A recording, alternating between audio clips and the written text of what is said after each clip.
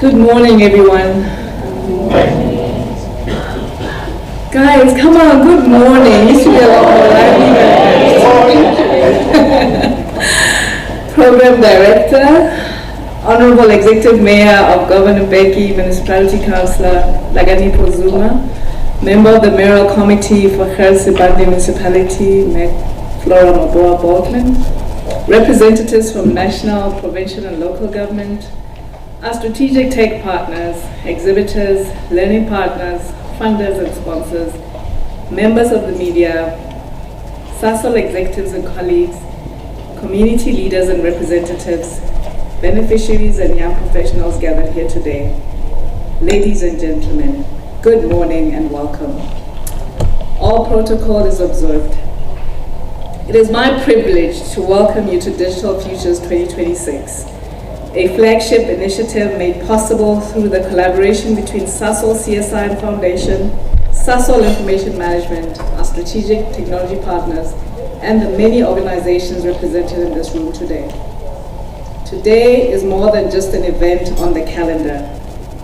It is a platform that brings together people, partnerships, innovation, and opportunity, all in one room.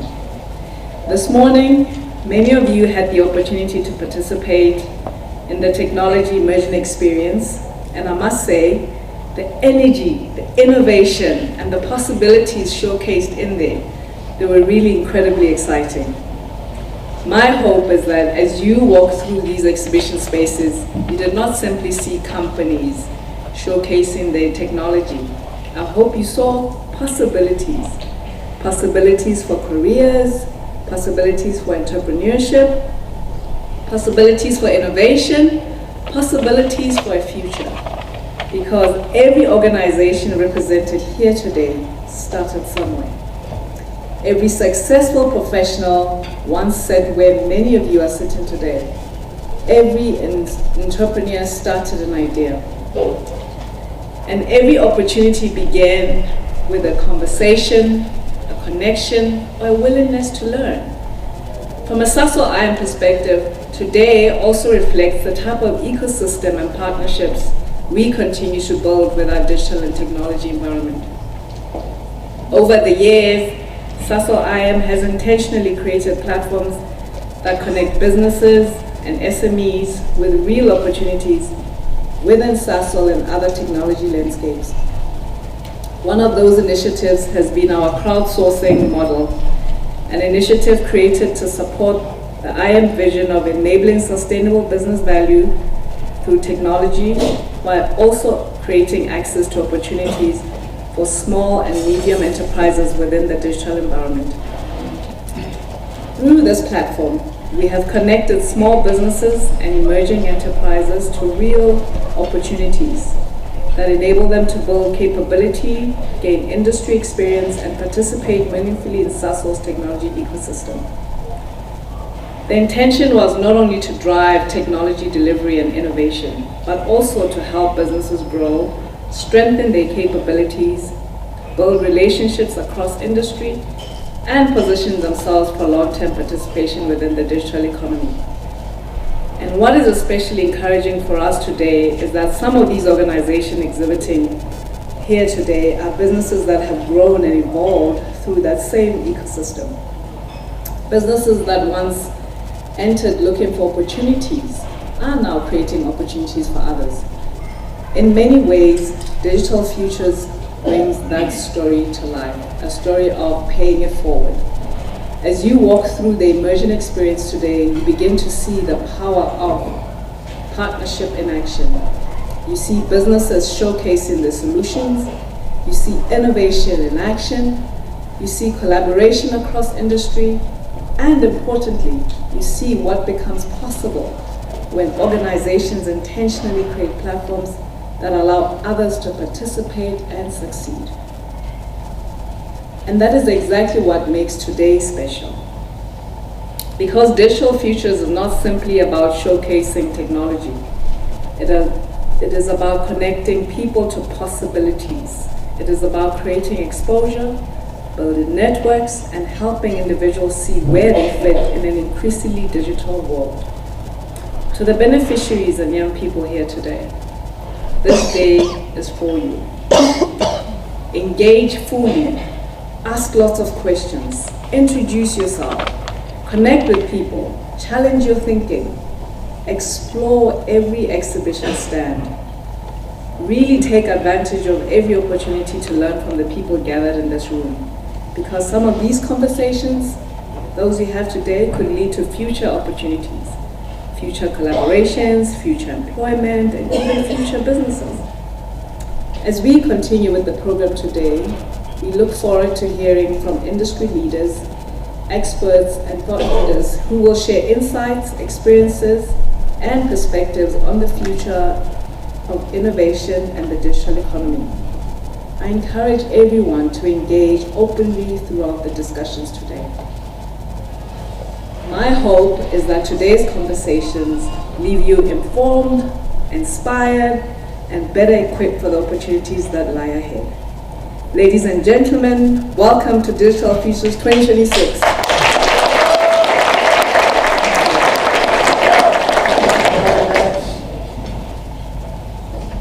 Mr. MC says you can do better. You can do better than that. Come on! Thank you so much. I want to tell a bit of a story about my career in Sasol. Today I'm a supplier at Sasol, but in 2009 I got an opportunity as a graduate, and my first job that I did was a service desk agent, and the client was Sasol at the time, and my role was very simple. And I think I'm just trying to connect in terms of opportunities that they do come. It's about you as an individual. How do you take them? My first job, I was taking calls as a service desk agent, resetting password, asking users about their location, where they are. Later on, I became a technician for printers. And my role, mind you, in terms of what I want to just tell the graduate is that presentation is very important. While I was a technician, I used to wear a tie to go and fix a simple printer. That's how serious I took myself. Just to go and fix a simple printer. I later became a software engineer for printing services, but I understood that the journey that I'm ahead, it was preparing me of where I am today, and standing right here in front of you to say that once you take that opportunity and you run with it, the rest is history. One of the mentors, who's a former executive, an EVP at Sasol, Mr. Maurice Katebe, said, young man, write a vision down so that those who sees that vision can run with it.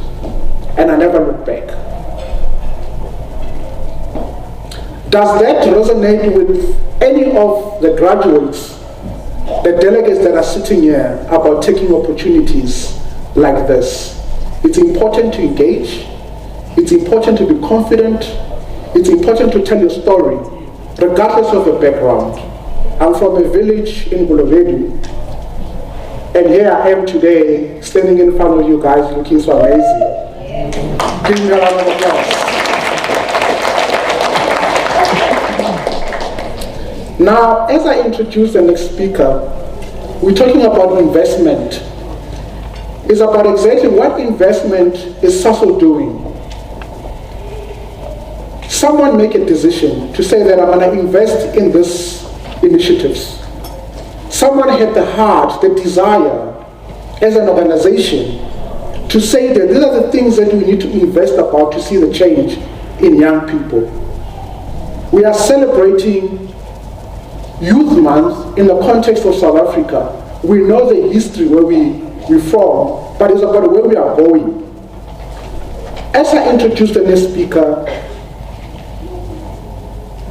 the British work produces graduates. After the graduates get the certificates and hand it over, what is the real commitment that we are looking for as young people what is that commitment that each sponsor, supplier, stakeholder that is here, what is that real opportunities? There are two things.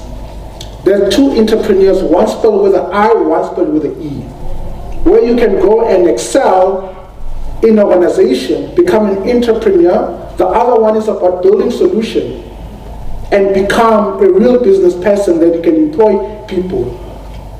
Those are the two things that we are looking for so that we can bring change. Ladies and gentlemen, allow me to welcome the Honorable Senior Vice President of Corporate Affairs at Sasol, Ms. Grace Ndambi.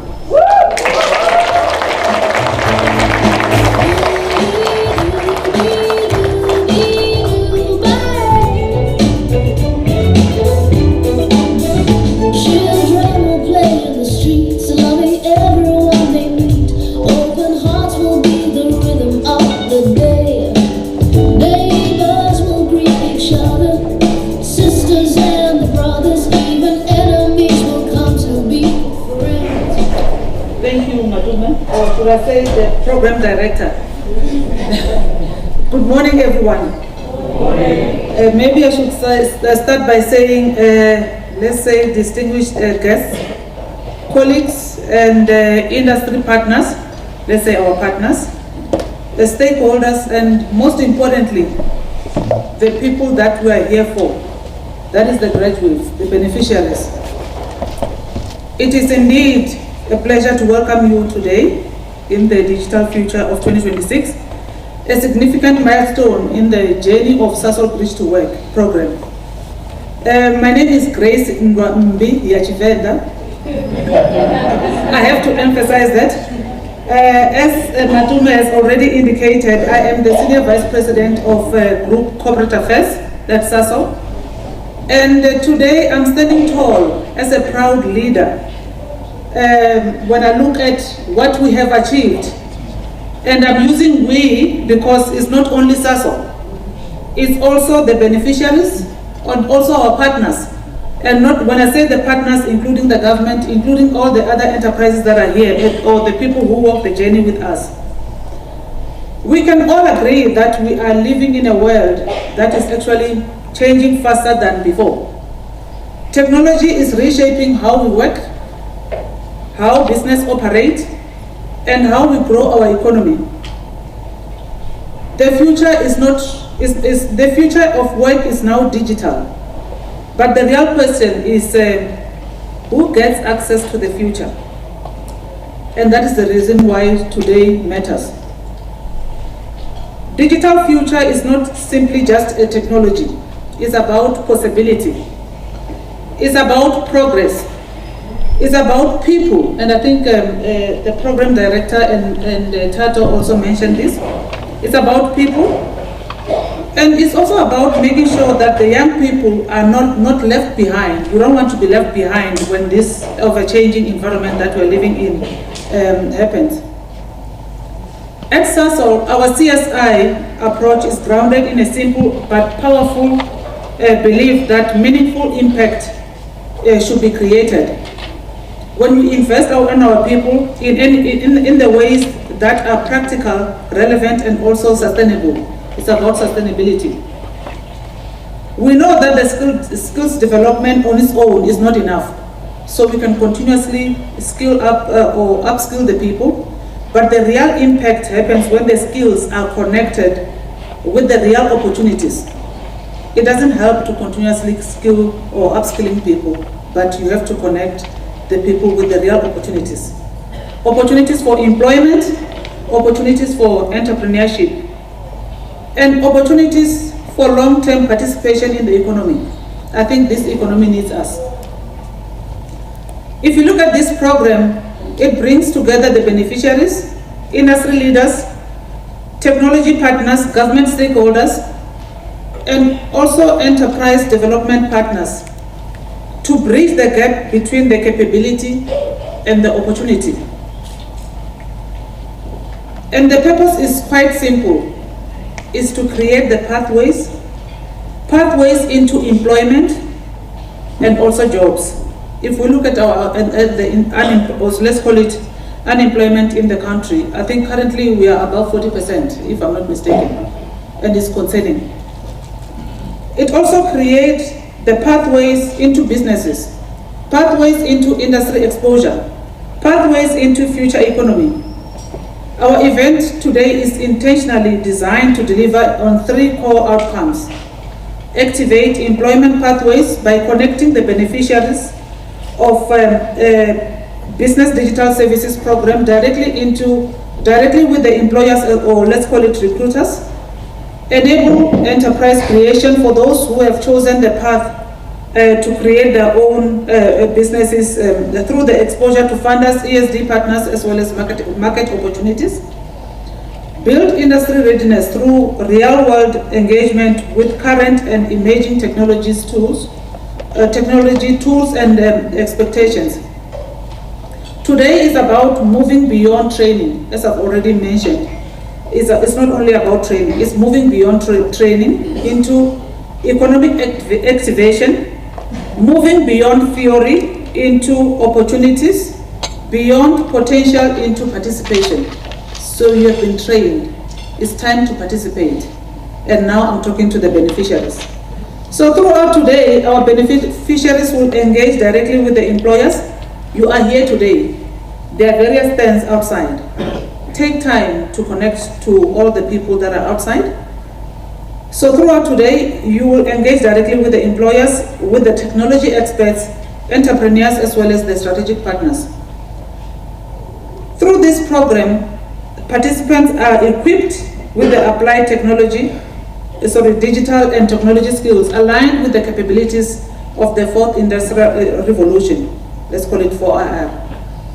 They are developing skills in areas such as coding, robotics, drones, piloting, and data science. However, beyond the technical training, they are also receiving entrepreneurship development, coaching, and mentorship, and also business support, access to tools and facilities, and very importantly, exposure to the industry. You have chosen the industry, and therefore you have to look out at what is available in this particular industry. As I've already mentioned, this is not just about training people to complete the course. It's about preparing people to build careers, create business contributing to the economy. As I've already mentioned, the economy needs all of us. Important to note that this conference forms part of the broader Bridge to Work mandate, which is aimed at supporting youth and also other people in accessing sustainable livelihoods, empower communities through skills development, creating pathways into employment, entrepreneurship, and local economic participation. Within the ecosystem, the Business Digital Services stream therefore plays a critical role in positioning the beneficiaries for participation in the 4IR economy. As leaders, partners, as well as institutions, we cannot celebrate only the skills development without committing to the next step. So people are graduating today, we need to commit to the next step. We cannot speak about the future of work while millions of young people remain excluded from it. We cannot speak about innovation while talent remains disconnected from the opportunities. And we cannot speak about economic growth without investing in the capabilities needed for the future. The success of the programs such as this one depends not only on the quality of the training, but on the strength of the ecosystem that we have around the beneficiary. Not only Sasol can do this, but not only for Sasol, but for South Africa. That is why we are so encouraged by the presence of the industry partners, the government stakeholders, as well as the agencies that we work with, and enterprise development partners here today. Your involvement is essential. Collaboration is not only optional, extra in this work, it's the foundation of the impact. To our partners, program teams, as well as the facilitators, thank you for walking this journey with us. It has been a long journey, but today we are proud when we are standing here and we are standing tall. And to our beneficiaries, thank you for reminding us why this work matters. Let today be both a celebration and a call to action about the future we want to build. Let it inspire stronger partnership, and it should also open the new doors. And it should also remind us that when the opportunity is made visible and when young people are given access to the future, future can indeed be transformed. And together we can create the meaningful impact. I thank you.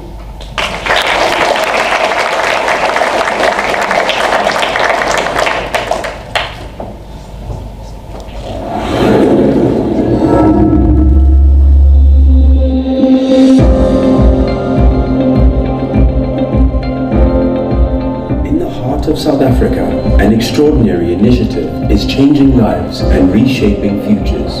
The Employability and Entrepreneurship for the Future Symposium, hosted by Sasol, is a testament to the transformative power of education and opportunity. Sasol is an expression of a vehicle that will then help people from not participating in the economy to reach them into economic opportunities. That was what the idea was about. When we then started looking at the portfolio of programs that would run under Bridge to Work, we started with programs that would make an impact in the community, that research tells us would be relevant, and also there are opportunities that we can utilize. We now have got a suite of 6 programs, and we have another 2 that we are looking at implementing, rolling out now, and they are growing. The journey began with a vision to bridge the gap between communities and economic opportunities. Sasol's Bridge to Work program, with the support of various partners, set out to empower individuals in the fence line communities. So to date, over 629 individuals residing in our fence line communities have been through the various Bridge to Work programs, and most of these individuals are between the ages of 18 and 35. And a large or a sizable number of them are young women, which for us is a great thing. Programs like Bridge to Work are important in the context that where you have had a job and you've lost a job, you need to be able to reinvent yourself. Take the skills that you learned from your previous job, take them into a new opportunity and try something different. That's the only way that we are going to be able to keep our economy growing and to reduce the rate of unemployment. The program started small, but quickly expanded, offering a diverse range of skills training from farming to coding, addressing critical needs in the South African economy. Today being here at the symposium, I've learned that it's not always when you have to learn to be employed, but you can also learn to be an employer, can be an entrepreneur. So for me, that was the highlight from this symposium, because I was never a person that thought that far of starting a business or one day being an employer, but today it gave me an opportunity to being open to being an employer in the near future. Beyond skills training, the program focused on empowering students to transition into the workforce or become entrepreneurs. Participants gained insights from industry experts and learned about the positive influence of AI in a business. I used to work for this organization called the International Data Corporation. They like coming up with big dreams. We predict so many people will lose their jobs. They are not lying. So, but the people won't just lose jobs and be replaced by machines. The jobs are going to go to people that work with the machines. So that young star who's just written a tutoring chatbot, he will take the jobs because he can tutor 100 kids for a quarter of the price that you are charging.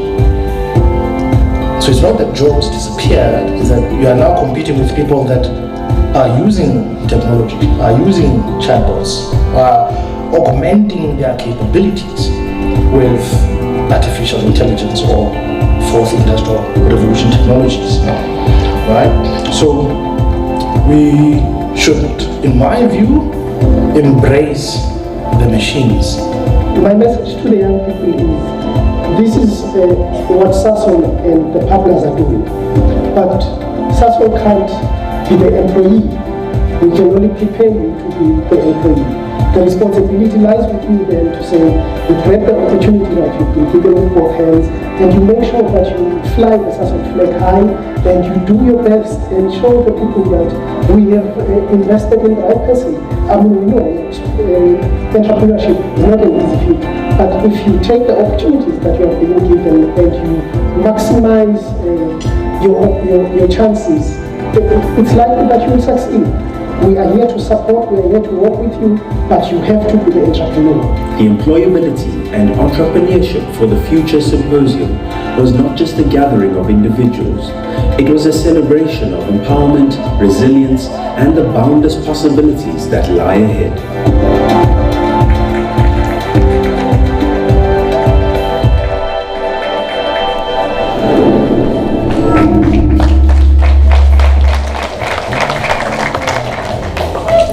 That was amazing.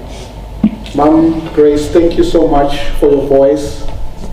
Thank you so much for your commitment. We really wanted to hear that voice from a leadership perspective to say that where do you stand at Sasol? And your voice was very clear to all our partners that are here, all the government stakeholders that are here. We are really honored for that and for your commitment. Thank you for acknowledging the executive, His Excellency, Executive Mayor of Governor Mbeki, Mr. Nhlakanipo Zuma. You are honored, sir. Thank you for your presence. We really appreciate the time to come and spend with us, young people, to hear our voice, the commitment from all the VIPs that are here and all the partners that are here. We have a gift for you, my leader, to say thank you. On top of that, I'm going to give the Honorable Mayor a copy of my book. So, does this person look like me? Does this person look like me? Yeah. I think I look darker here, right? No, black is beautiful. Let's celebrate one another.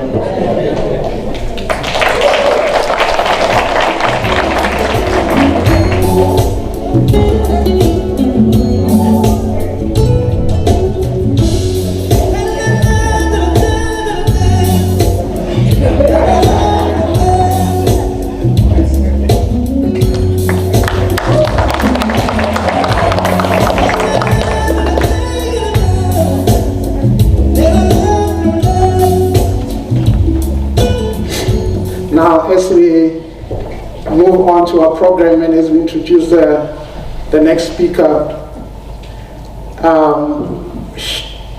she'll be our keynote speaker for today, and it's benefiting as well to have such partners to come and spend the time with us and engage and see exactly what role they're going to be playing.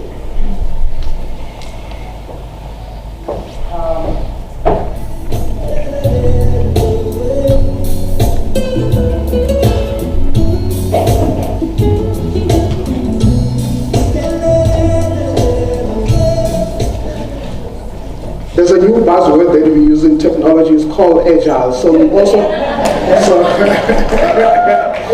so we always need to shift things with speed and make the impact that we need to. We're not only running things on a waterfall and all that because things change, technology change and all that. So we're gonna just switch things around as we welcome the mayor, Mr. Nhlahla Zuma, to come and Nhlakanipo.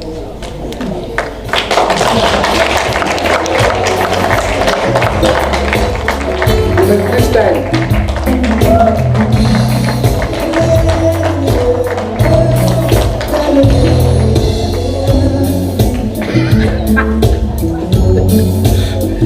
Thank you very much. You may be seated.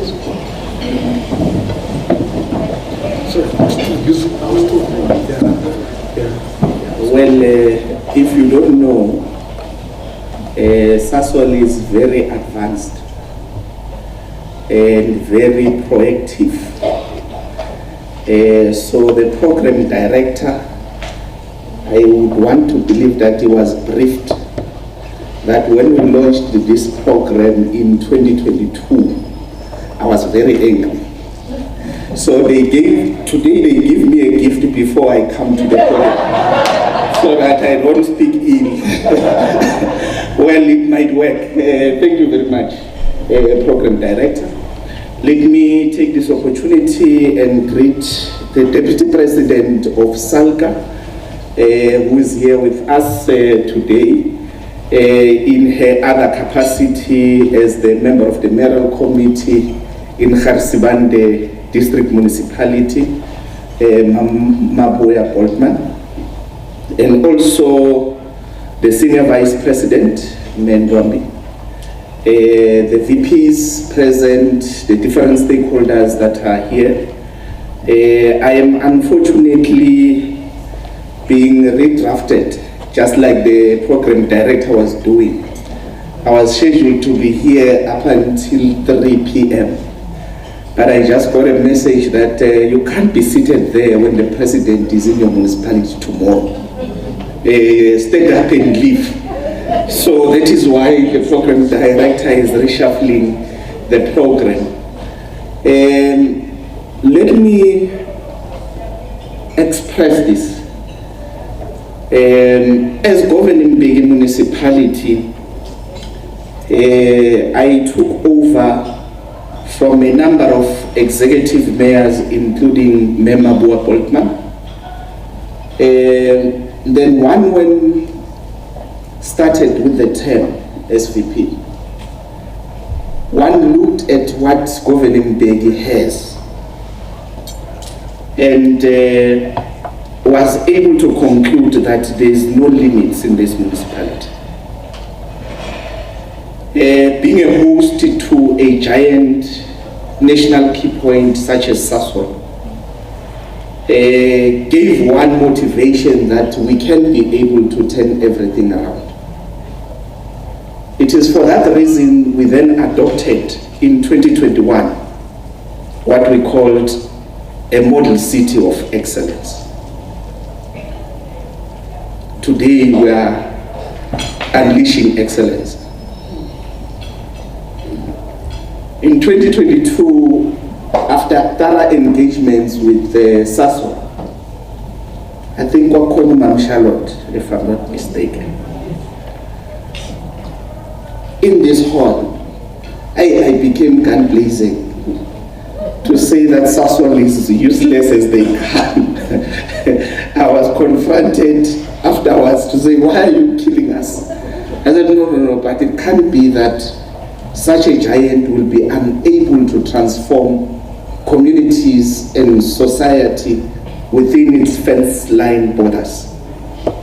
One of the areas that I was fighting about was the issue of availability of land. To say that it cannot be that we are going to speak about transformation of our country, ensuring security in terms of food, and Sasol does not play a role while it has so much land. I was happy when a pronouncement was made.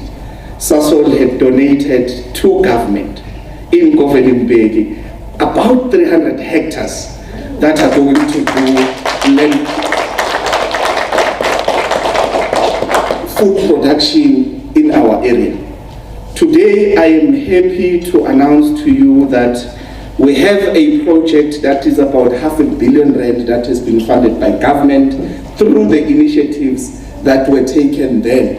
We have an agri park that is now going to be farming what is called farming and processing cannabis. That is going to be doing aqua economy. Aquaponics, yes. But it's happening inland. You would expect that an aqua program will only be on the coastlines of the country. Today it's happening here. Thank you very much to your good selves, Sasol. Indeed, we are not short-sighted. When we spoke about a model city of excellence, we're not speaking about the municipality delivering services, but we were speaking about a municipality that is able to produce excellence in different spheres of life. And today, I came here after being briefed. You are going to a bridge to work program. I forgot to read the rest of the context. I didn't see the digital. So when we left the briefing in the morning to go on the exhibition, then I realized, hey, there's a lot of AI that is happening here. So it means that I'm being schooled myself. So I am very excited with the programs that are being issued and being promoted by the exhibitors, most of them being free. Most of them being accessible to young people in our country, particularly in Gothenburg municipality. I would want to continue to appreciate the work that we are doing, Sasol.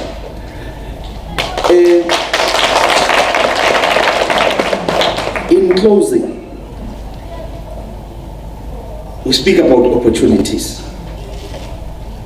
Opportunities do not exist where there is no thorough preparation, as they will not be recognized as opportunities, but as a challenge or a contradiction that may mess up the society. Today, we are here to celebrate the achievements of the young people that were selected some time ago. Some of them today are identified as what we used to call scarce skill some time ago, as artisans. I was even schooled SVP for a civil engineer, it is required that you must have a minimum of 2 technicians. And for 2 technicians, you must have a minimum of 4 artisans to perform a particular project. And at some point in South Africa, we had a crisis because that was skewed. We had more engineers than artisans, and it caused a delay in implementation and completion of projects. I am happy today that we are graduating some of you young people into the market that has a demand for the skills that you have. And with that said, congratulations. May you not look back in any way, and forward you accelerate. Continue to be the excellence that we as Governing Bedi had admired, had a desire to attain, but today we are here. Thank you very much. All the best. I would have loved to be with you as you receive your accolades, but unfortunately now my boss needs me. Thank you.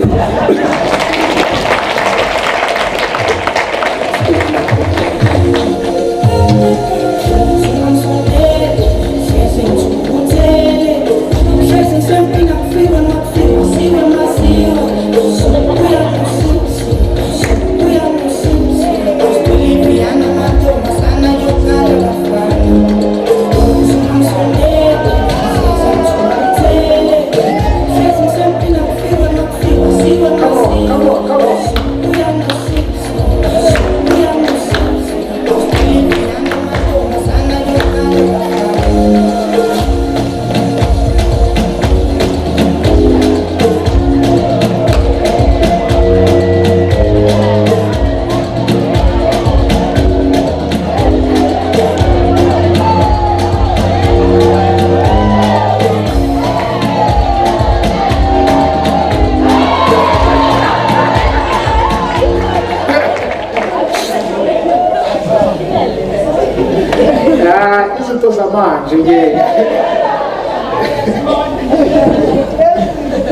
That's one of my hidden talents. If you think you can do better than me, you can come on stage.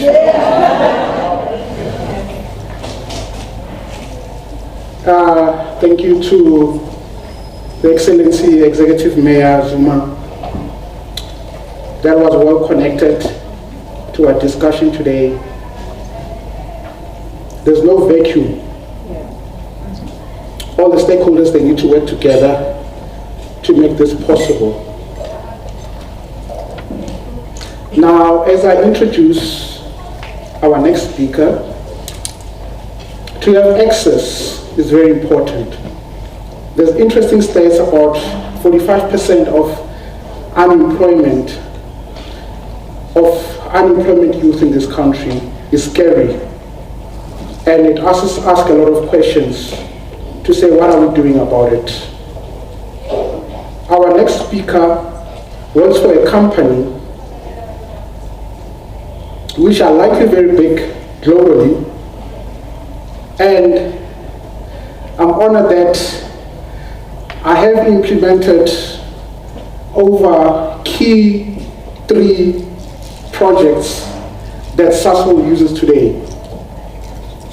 Some of you guys might have seen my emails or the project that I was steering in Sasol, being Office 365, being your Windows 11 project, being the last one is the 4 courts.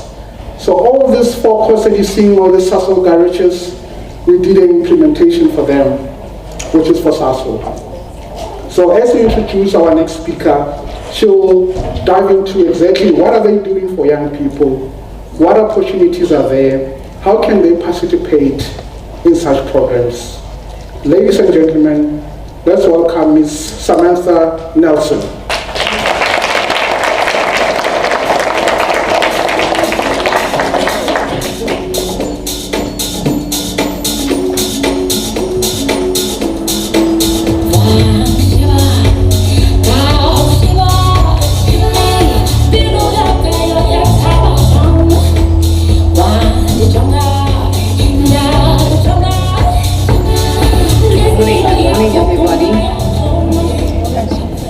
To the people at the table, firstly we must acknowledge our MC and the amazing work he has done thus far, but I want to manage your expectations. I ain't dancing.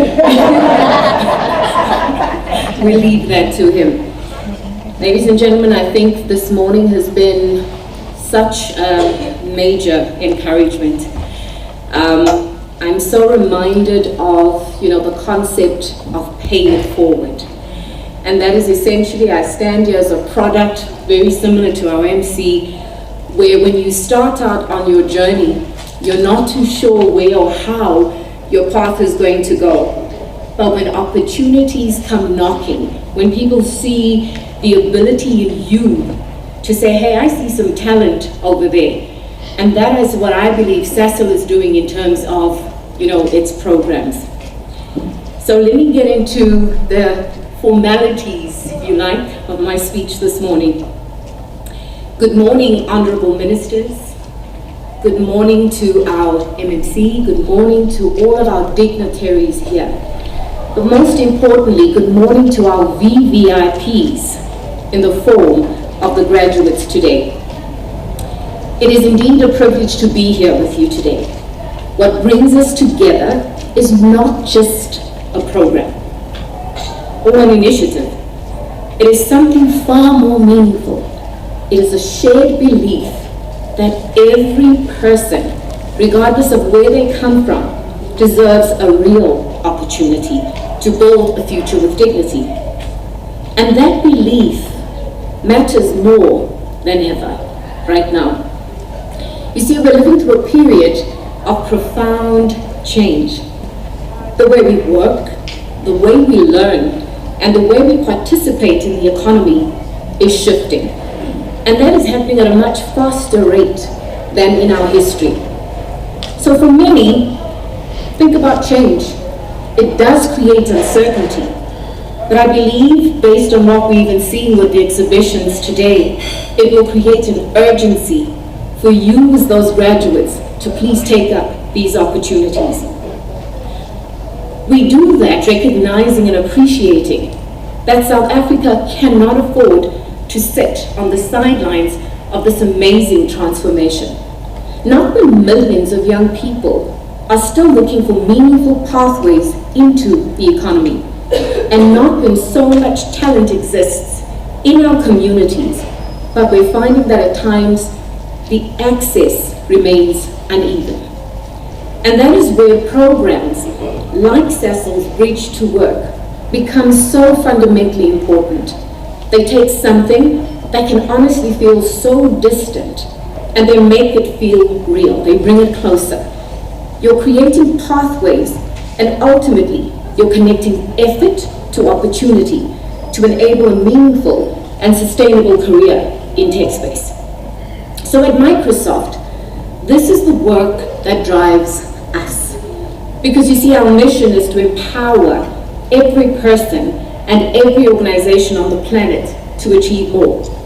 And our approach to this is grounded in something very simple, but critically important. We do believe that skilling is only meaningful if it leads somewhere.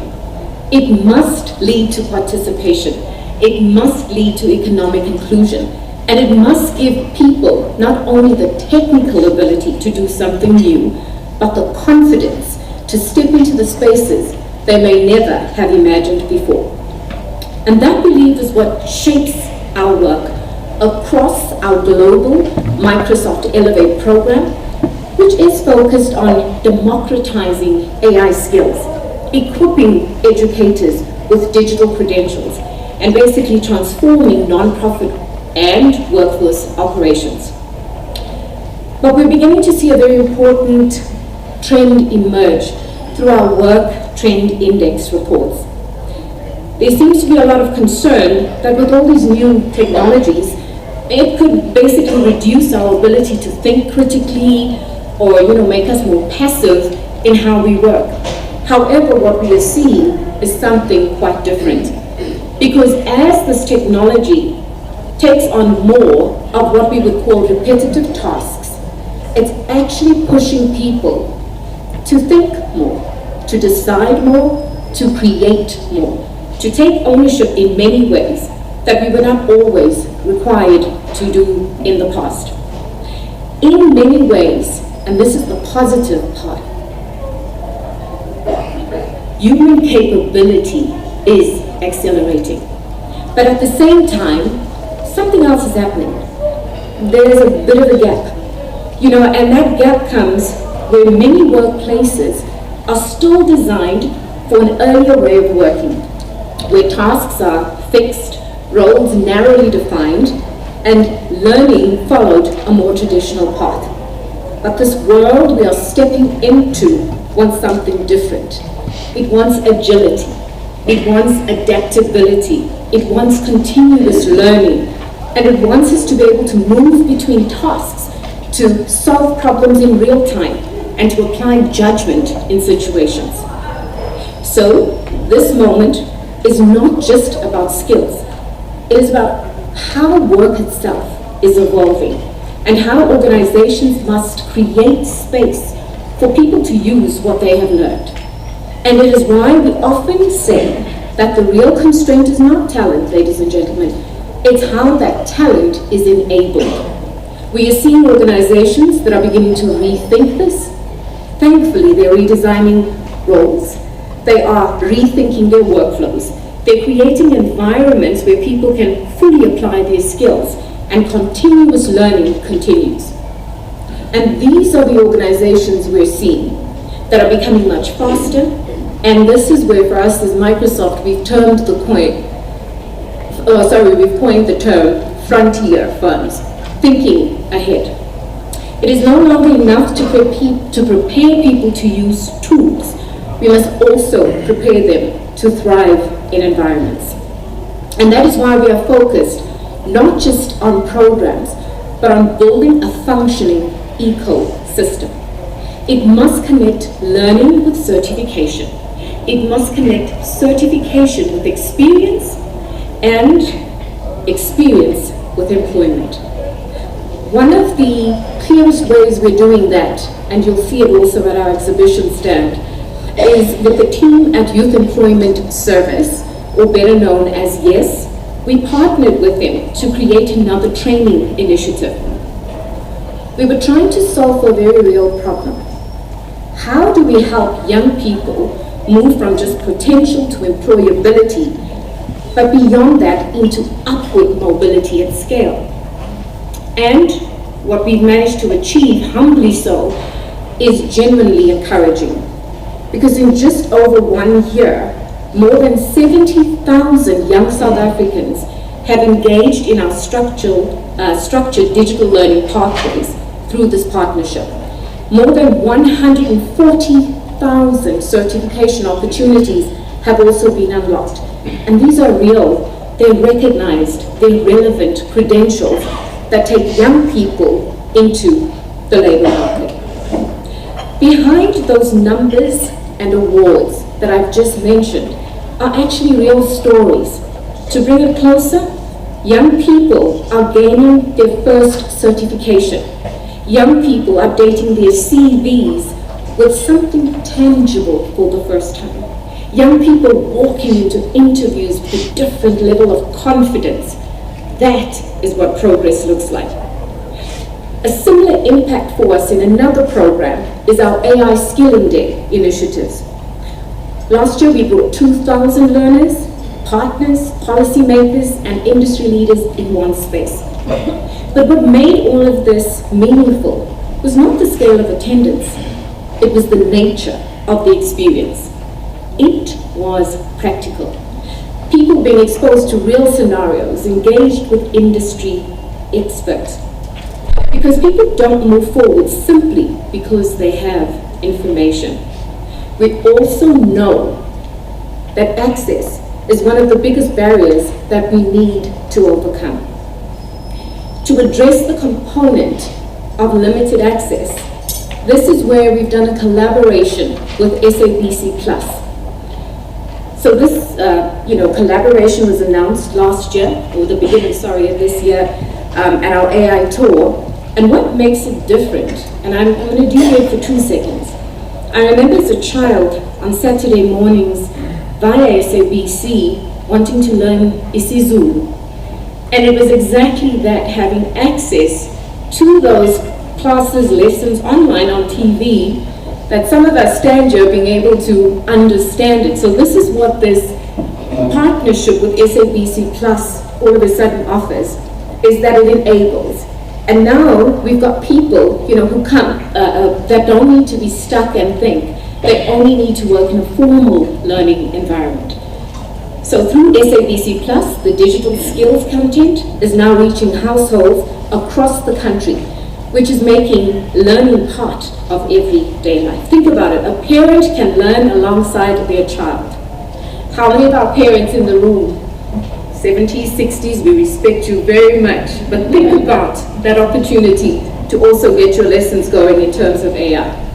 They've become curious. They are looking at the next step. I want to just touch on one more, our eCanva digital project. This is a standalone platform that wasn't designed that way, but subsequently, and I want to call on our partners in the room here as well, in the form of GIZ, government, and the TVET colleges, because this is what eCanva basically focuses on, is to ensure that learning is aligned with real industry demand, and that it spans across all 50 colleges in South Africa. What we love about it is that it brings it down to local realities. What am I saying? It's mobile friendly, it allows offline access, it recognizes that not every learner has stable connectivity or access to devices. I want to tell you the story. There's a lady by the name of Johanna Maleka. She's 35 years old, from Limpopo. She spent a couple of decades in retail. And then she also started seeing how technology was rapidly moving and changing. So she thought, after 35, she would no longer qualify for support programs, but she took the opportunity of partnering with us through the Advanced Skilling Lab. Right now, she's got technical certifications, she understands the systems, and let me read this in verbatim, in terms of her own words. She says, "Making the shift from retail into digital services has been a dream come true. The skills I gained through the program will allow me to protect data, manage systems, and contribute to business analysis. Before, I just used tech. Now I understand it. I can identify what's inside the machine, how it's been programmed, and why it works the way it does." Now, I wouldn't be true to my females in the room if I didn't touch on this one. And sorry guys, I'm not being gender specific, but we know the imbalances, right? So, to all the ladies in here, if you're sitting there thinking, can I really bridge this gap in terms of, technology? Yes. Because even one of our programs is the Elevator program. And this is to address the very real challenge, around women potentially being left behind as we move ahead. Please come and have these conversations with us, because we're seeing through women taking up this particular elevator, they're entering with confidence. They are using digital tools. They are creating, businesses that are sustainable as such. I want to be able to now mention the program bridges. You've heard me mention all of these programs, but I think what is important from a Microsoft perspective is this is not about isolated success stories. It's about building, and I think it was mentioned earlier, sustainable systems so that we can grow consistently at scale. It's where industries will invest in skills development and create pathways. That is what a true ecosystem will look like. To the young people in this room, I want to say this. You are stepping into a world that will not stand still. Things will continue to change. New opportunities will emerge. New challenges will definitely arise. But what will matter most is not whether you know everything. It's whether you are willing to keep learning. The skills you are building today are a foundation, but your mindset will determine how far you go. Be curious, be open, be willing to try, even when you are not certain, because your growth does not happen when everything is comfortable. To our partners and our leaders, our responsibility is just as clear. We must continue to invest in systems, not just initiatives. We must design with the end in mind. We must ensure that learning leads to opportunity. And we must measure success by outcomes. How many people find employment? How many build sustainable livelihoods? How many gain the confidence to participate?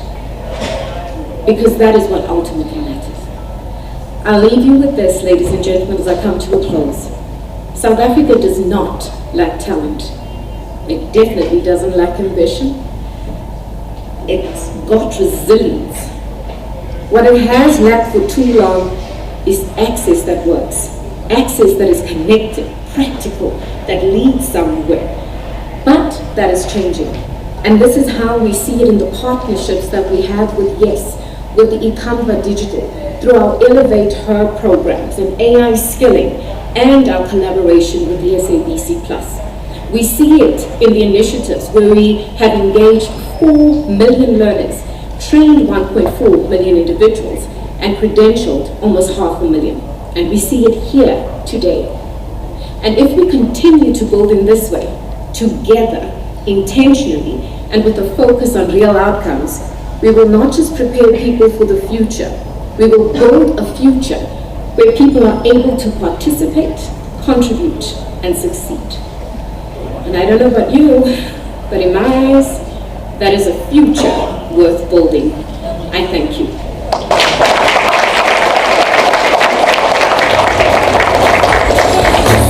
Thank you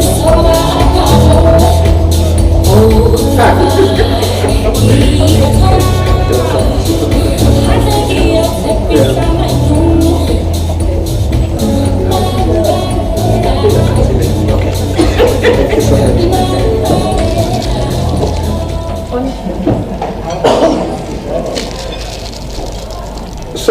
think you guys are asking yourself, here's the real question. Sometimes it's all given all these opportunities, all this tech talk, but I think I could feel it in my spirit. There's a graduate sitting there to say that, but hey, not just want to work to provide for my family. Those are the type of conversations that young people have. To say that I hear you, but I just want to change the situation at home. And that is a real conversation of young people that are having. Given the opportunities, but it's also important what Samantha has highlighted is about what AI is teaching us, that we need to unlearn, relearn as quickly as possible. But it also gives us an opportunity to ask progressive questions. Whenever you are prompting any AI tool or system, it's about how you are prompting that question. It's an ability for us to learn, which is a continuous learning that we need to do in today's technology. Now, as I welcome the next speaker,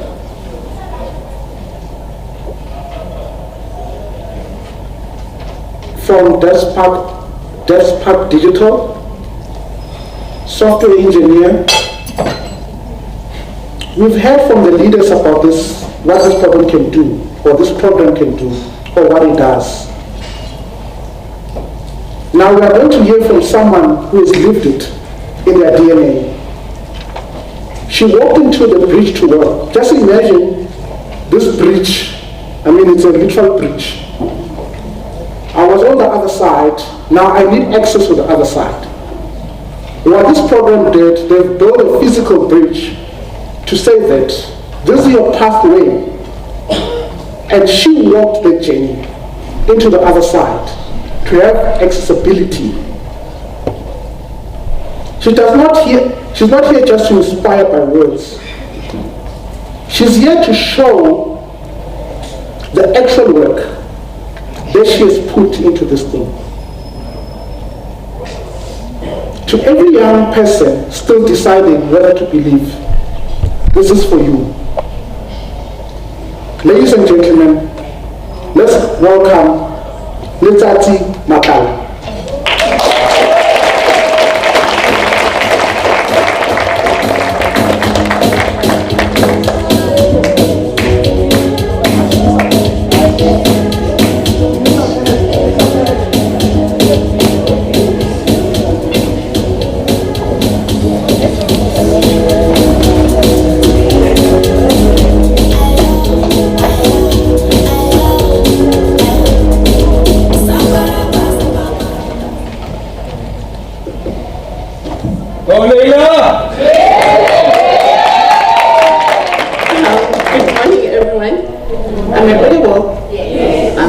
My first time on stage.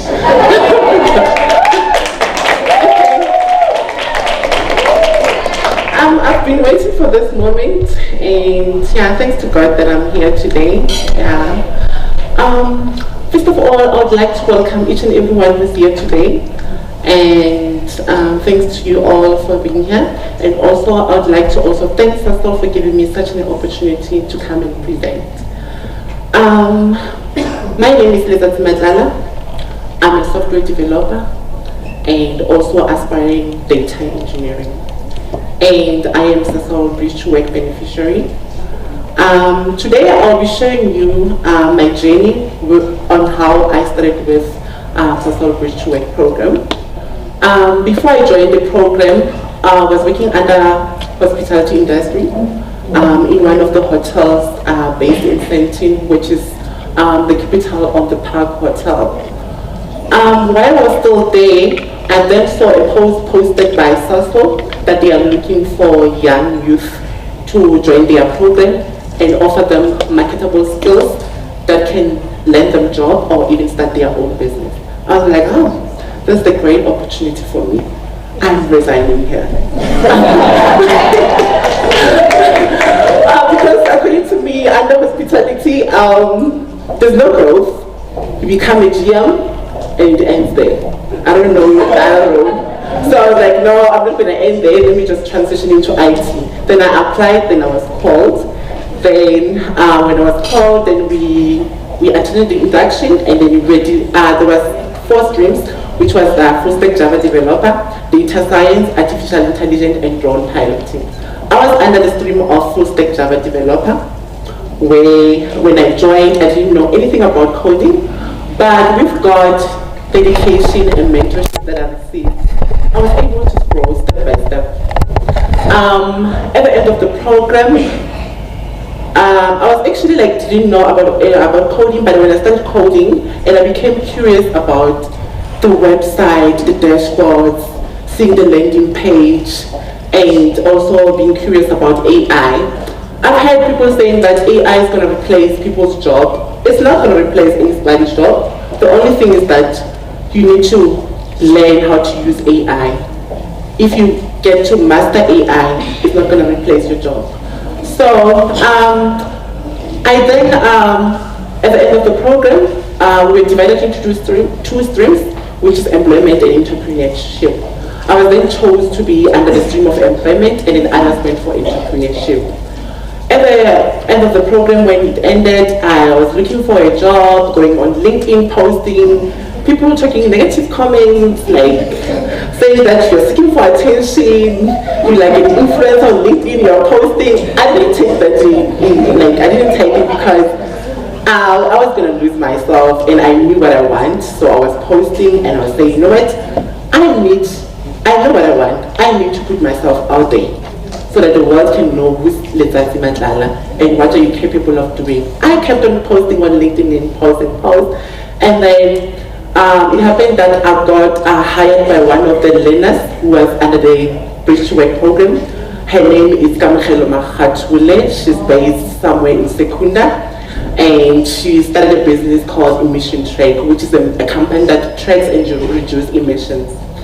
And then I got to get to work for Immersion, and then when I was working for Immersion, I was helping them to build a website for them, as it is a startup company. They're still starting. I helped them to build a website and also help with the dashboard. Then I got curious about the dashboard because I didn't know much at then, but the skill was there, and I was like, okay, we have a senior in the company, let me learn from him. And then they taught me the skill, and I became curious. Then I switched to data engineering because I want to know how to handle data. Then my contract ended with Immersion, and then I was looking for a job, and I was like sitting alone at home and thinking about my skill. I was like, I got the skill, how about I start my own company? Yes. Because we know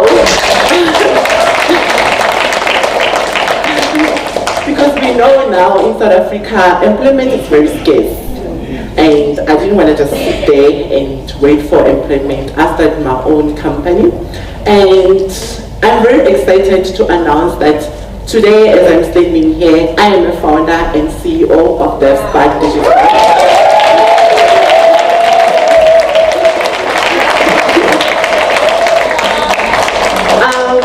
In the next few minutes, I'll be taking you through who we are and what we do. I don't know, the screen is visible. It is visible. Okay. Does it show the DevSpark logo? Yes. Okay. All right. DevSpark Digital is a company that specializes in crafting impactful digital solutions that empower brands to thrive in today's fast-evolving digital economy. What sets us apart is that our team of designers, developers, work collaboratively to deliver high-quality solutions that can elevate your brand. Okay, next. Can you see the challenges? Yes. Right. Challenges and solutions. The problems that we saw as DevSpark Digital is that we saw that a lot of companies, they have outdated websites, that fail to build trust and also attract customers. And we all know, another point is that we saw that the problem that they have is that they don't have access to dashboards or web tools showing what is actually happening in the business. Weak brand visibility and low engagement in digital first market, failing behind its competitors who move fast with better technology. And our solution as Sparks Digital is that we're helping businesses to stay ahead by delivering tailored technology-driven solutions, and we design modern responsive websites and build intelligent web applications.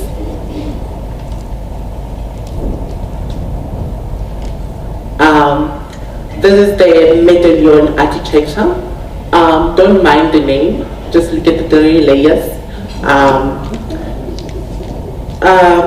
In the 3 layers, this is a medallion architecture that shows you on how we handle the data. We, as DevSpark Digital, when we work on projects, let's say you ask us to build a dashboard for you, this is what we do. In the bronze layer, that's where we collect the data from your CRM or website, and then we move to the silver layer where we clean your data, check null values, duplicate of the records of the collected data that we collected, either from an Excel spreadsheet or your website or CRM. And then on the gold layer, that's where it's business ready inside. You get to see your KPI reports and share it with your employees, and you see the live visualizations of the dashboard.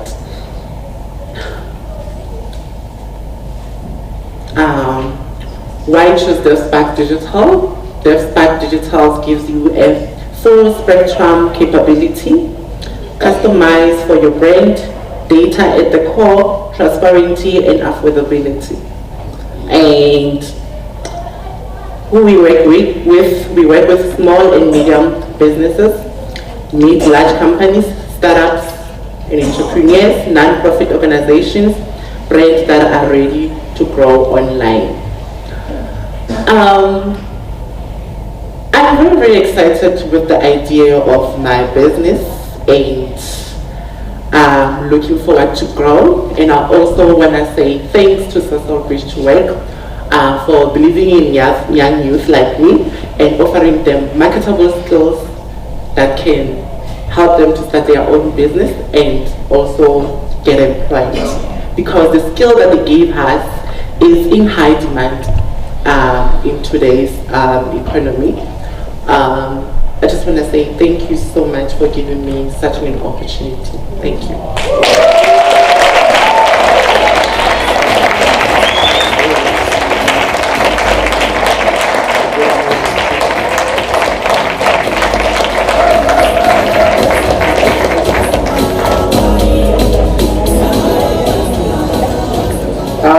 I think she's my next partner. Yeah. Amen. I'm definitely pledging to work with her as we're going to build solutions together. I think it's important when young people believe in themselves. It's so amazing. And I think the rest is history. I think even Mom Grace can confirm that now the future belongs to us, those who believe in it. And we are here to steer that. And with people like Letati and myself and the other young people, we can make a good impact. Now, as I introduce the next speaker, this is, in every program, it produces standout individuals. I often try not to speak about me because I like hearing the sound of my voice. But it happened that I also was part of this similar program by BICE Technology Group in 2009. And I became a top learner in that program, which my article or my progress was published in IT Web. You can just search Matomo Mukloti Star Learner. I think you should be able to find it. So I'm not just standing here because I'm here as a living testimony to inspire. I think that's why it's benefiting that I was honored and privileged to come and steer this ceremony for today. Now, without wasting any time, allow me to introduce Mr. Temba Mazibuko from Sasol, who will come on stage and help us to honor those individuals that have done exceptionally well and recognize them in the work they've done. Mr. Temba, Mana, please, my leader, welcome you on stage as we're going to welcome Mr. Temba with a round of applause.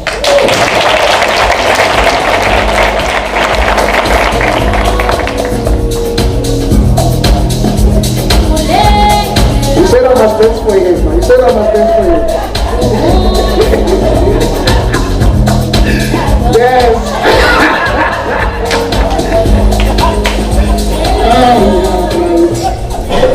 Thank you very much. Why is it not on the program? Because it's not a speech. We come bearing gifts. Our bosses decided out of the generosity of their hearts that today we will come bearing gifts as Sasol. The guy who's privileged to announce those gifts, but I won't do it by myself. You know, one of the things that I don't like about managers is that they don't give opportunities to their team. I won't do it by myself. I'll do it with my team. Ndele, please come up. Ndele is the program manager.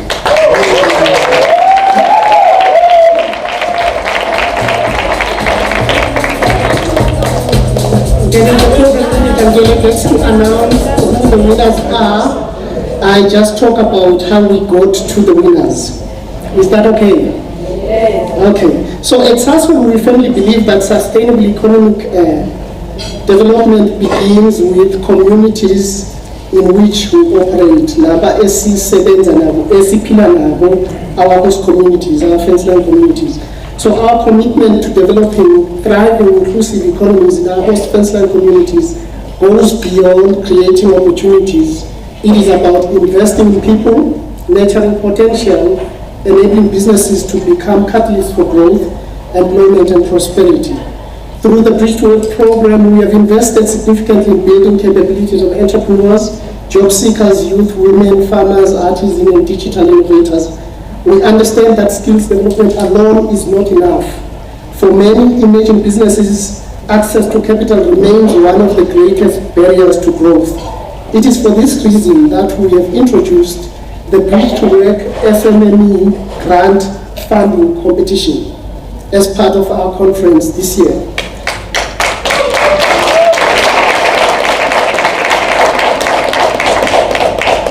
Only if you knew that the SVP and VP are here, you would have clapped even more. So the next year, they do even better.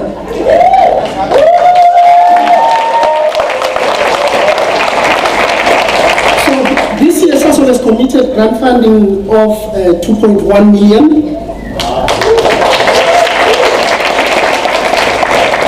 And this grant funding will support 9 high potential businesses across our 3 flagship conferences. That is the Digital Futures, where we are today, and next week's Farmers Day, and then on the 25th, the Youth Day in Sasolburg. The funding awarded today is intended to help businesses acquire productive assets, not deposit a Lamborghini. Invest in working capital, strengthen operations, improve market access, and position themselves for long-term sustainability and growth. Ladies and gentlemen, an important aspect of this competition has been ensuring a fair, transparent, and credible adjudication process. Following the opening of applications, participants were required to submit detailed business information, including business plans, evidence of completed work, testimonials, and other supporting documentation. All applications underwent a rigorous pre-screening and shortlisting process conducted by the program managers to ensure compliance with the competition rules. The shortlisted businesses were then evaluated by an independent panel of adjudicators comprising of industry specialists, development practitioners, CSI managers, BTW program managers, or Bridge to Work program managers, the lead in those different programs. The adjudicators carefully assessed each application against 5 key criteria. 1, business viability and scalability. 2, job creation potential. 3, innovation and competitiveness. 4, financial stability. And lastly, social impact. The panel identified businesses that not only demonstrated strong performance today, but also showed the greatest potential to create lasting economic impact in the future. So to every entrepreneur who entered this competition, I would like to express our sincere gratitude and also encourage you to participate when you hear that there are opportunities again in the future. By the way, I was slightly disappointed because we had a similar opportunity last year where we said bridge to work beneficiaries that want to record a message for Sasol, just talk about the 75-year celebration and saying whatever Sasol has done to help them in their journey. We get a big prize if they participate. The participation wasn't as great. At least I was disappointed. I expected that every bridge to work participant would participate. And when we were handing over the laptops and the goodie bags, then people were saying, oh, why not me? But you were invited. So when you get invited, please step up. Young people, step up. Opportunities are there for those that will grab them for themselves. Okay. So the quality of applications received made the selection process highly competitive. Whether you are receiving funding today or not, your commitment, resilience, and entrepreneurial spirit are already making a valuable contribution to our communities. And then to the businesses being recognized today, we want to congratulate you. This funding is a vote of confidence in your vision, your hard work, your potential. It is also a responsibility. We encourage you to use these resources wisely, continue to build sustainable enterprises, and create opportunities for others. Did you hear the young lady who was standing here? She said she started by working for a bridge to work participant. So you start somewhere. I hope she won. Did you participate?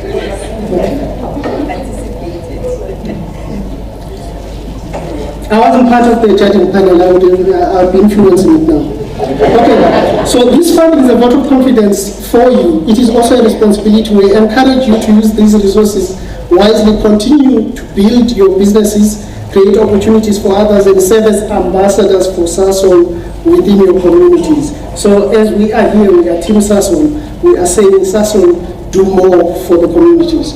Importantly, the support does not end with the funding. Through our business development partners, winners and selected finalists will receive mentorship, coaching, market access opportunities, as well as ongoing business development support. Our goal is not to simply fund businesses, but to help build enterprises that thrive for years to come. On behalf of Sasol, I'd like to thank our adjudicators, program managers, and all participants who have contributed to the success of the initiative. Congratulations once again to our winners. We look forward to witnessing the growth of your businesses and the positive impact you will continue to make in our communities. So without wasting time, let me ask Madam Kole to announce the winners.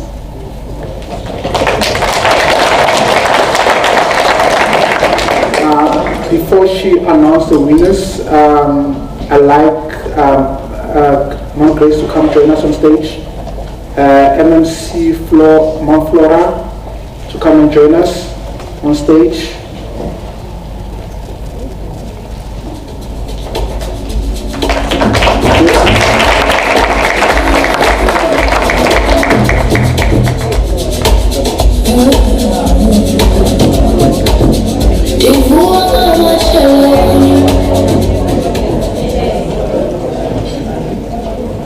Good afternoon, everyone. Our beneficiaries, I'm sure you're excited and waiting to hear who's the winner. Like Temba mentioned, most of you disappointed and did not submit, so don't complain.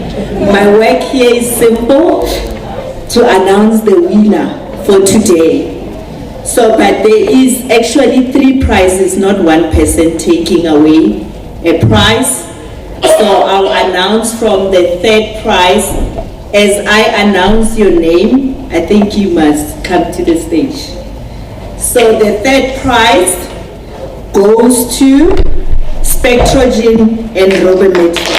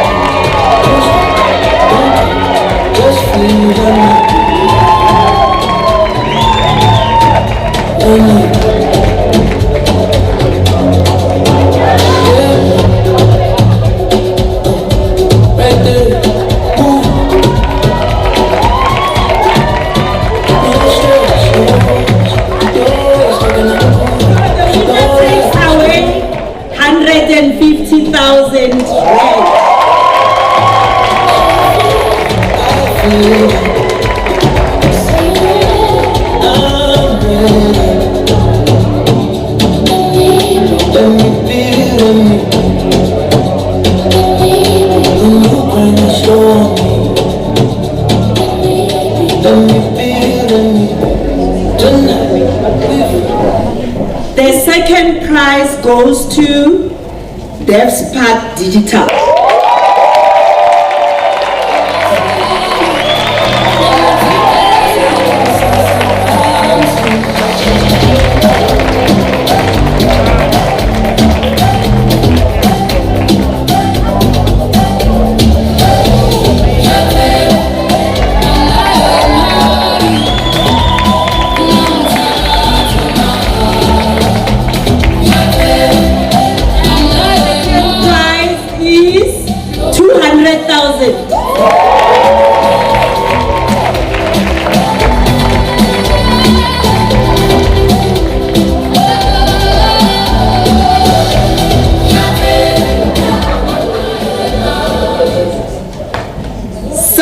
The main prize, and I'm not supposed to talk a lot, but I'm really inspired by this person who was on the employment stream and started a small company that is currently making money, seeing that the youth unemployment is high. So it's one of the beneficiaries who didn't go into the entrepreneurship but did something with her life. So the winner is Louis Smart Print Services.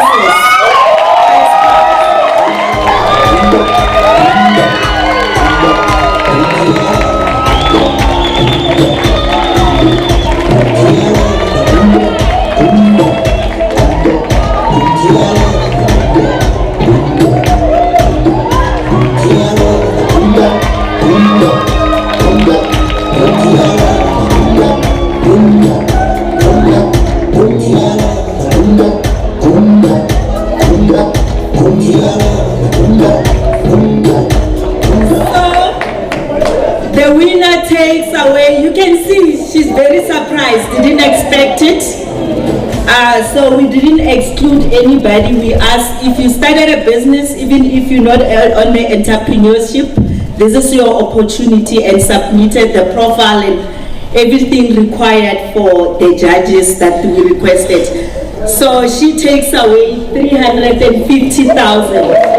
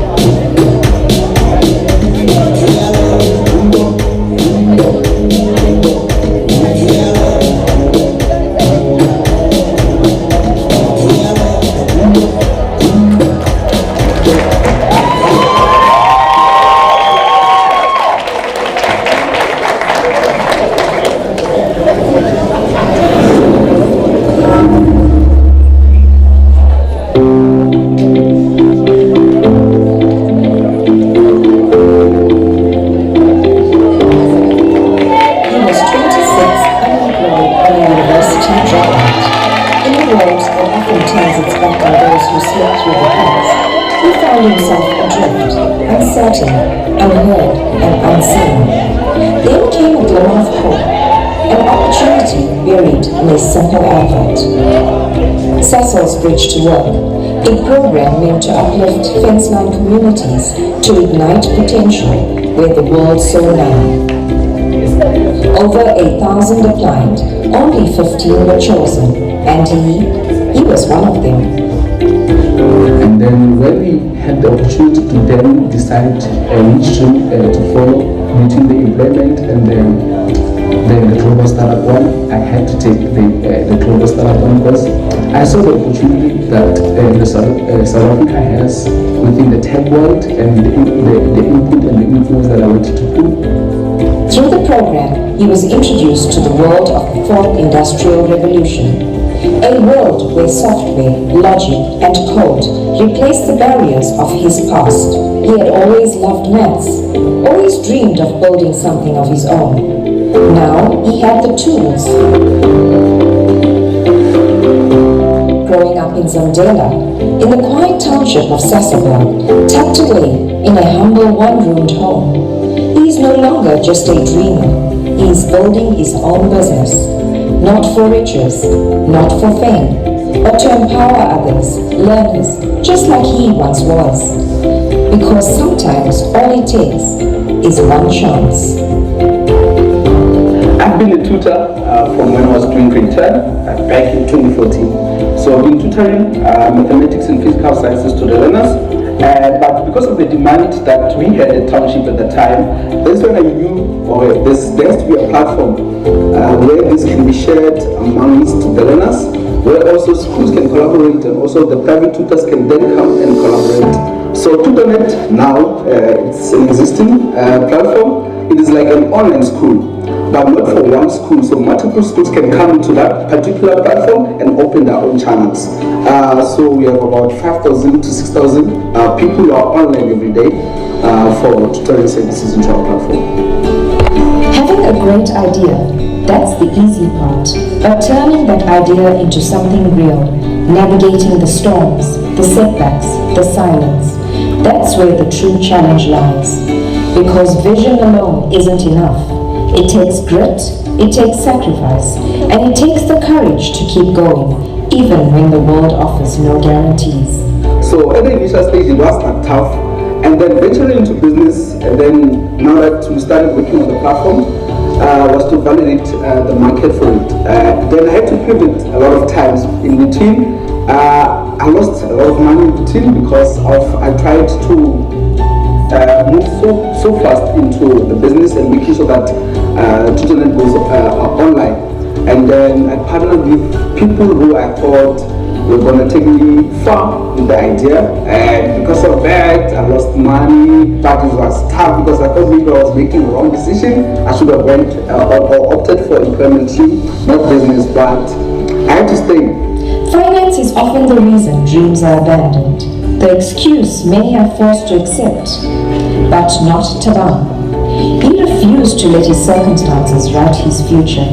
Among the many lessons of entrepreneurship, he learned something far more valuable than just numbers and spreadsheets. He was mentored in resilience, in how to seek funding not as a handout, but as a stepping stone. He learned to knock on doors, to speak with purpose, to pitch not just a business, but a vision born from struggle. And slowly, the doors began to open. He didn't have much, but he had enough to keep going, enough to believe, enough to build. I've got 1 million rent from ATC, which is a loan that I have to repay over a period of 2 years, but it's zero interest with them. And then with Mimecast, I got 302,000 rent. That one is a credit, I don't have to repay it. So these are the funds that I got. I don't believe I was unique. There are a lot of individuals like me who want to opt for different career routes. The thing that is common is for you to work at Sasol, Nitref, but you should follow your own path and making sure that despite what everyone is saying about working somewhere, you can go and opt to start your own business and employ a lot of people. thank you so much to Sasol for giving me the opportunity to study the course that they offer to us individuals, and also for giving me the space to start my business and making sure that I get the full support that I wanted. Sasol has been part of my journey from when I was still schooling, and now that I've ventured into business, they're still part of it. So thank you so much, Sasol, for assisting me.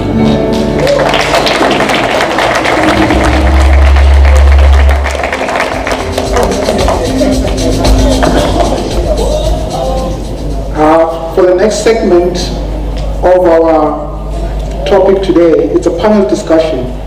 Industry experts to come and tell us exactly what does the ecosystem look like in the context of the digital future in today's economy. Now, we have had the inspiration, we have seen the proof. Now is the time for honest conversation. Now I'm going to welcome 5 people on stage. And this conversation will be steered by Bremley Maete, who is an IT digital innovation and implement leader at Sasol, who's going to steer this conversation with industry leaders, experts, and they have a couple of questions that they're going to try to answer in the conversation and see where that leads us as we walk out of this room, where we're going to connect. Ladies and gentlemen, I'm going to call on stage Bremley Maete to come and lead the panel discussion and moderate the conversation. Give him a round of applause, please.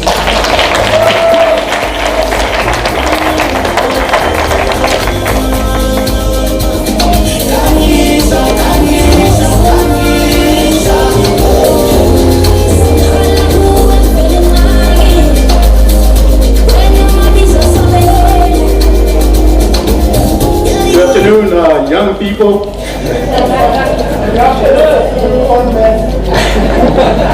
Or you want to see me dancing?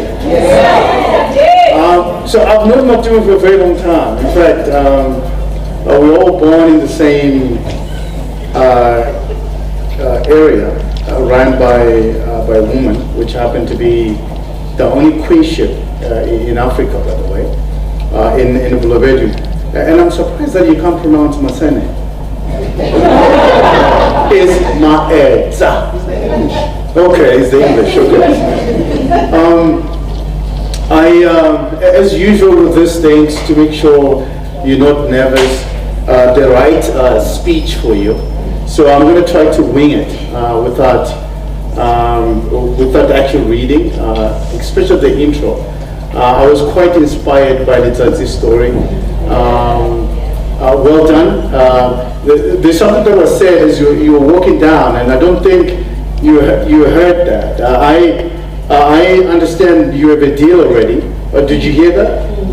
Oh, exactly. I thought that. So Matuma, I'm going to put him on the spot. He committed to work with you. So you guys have a deal. And speaking of deals.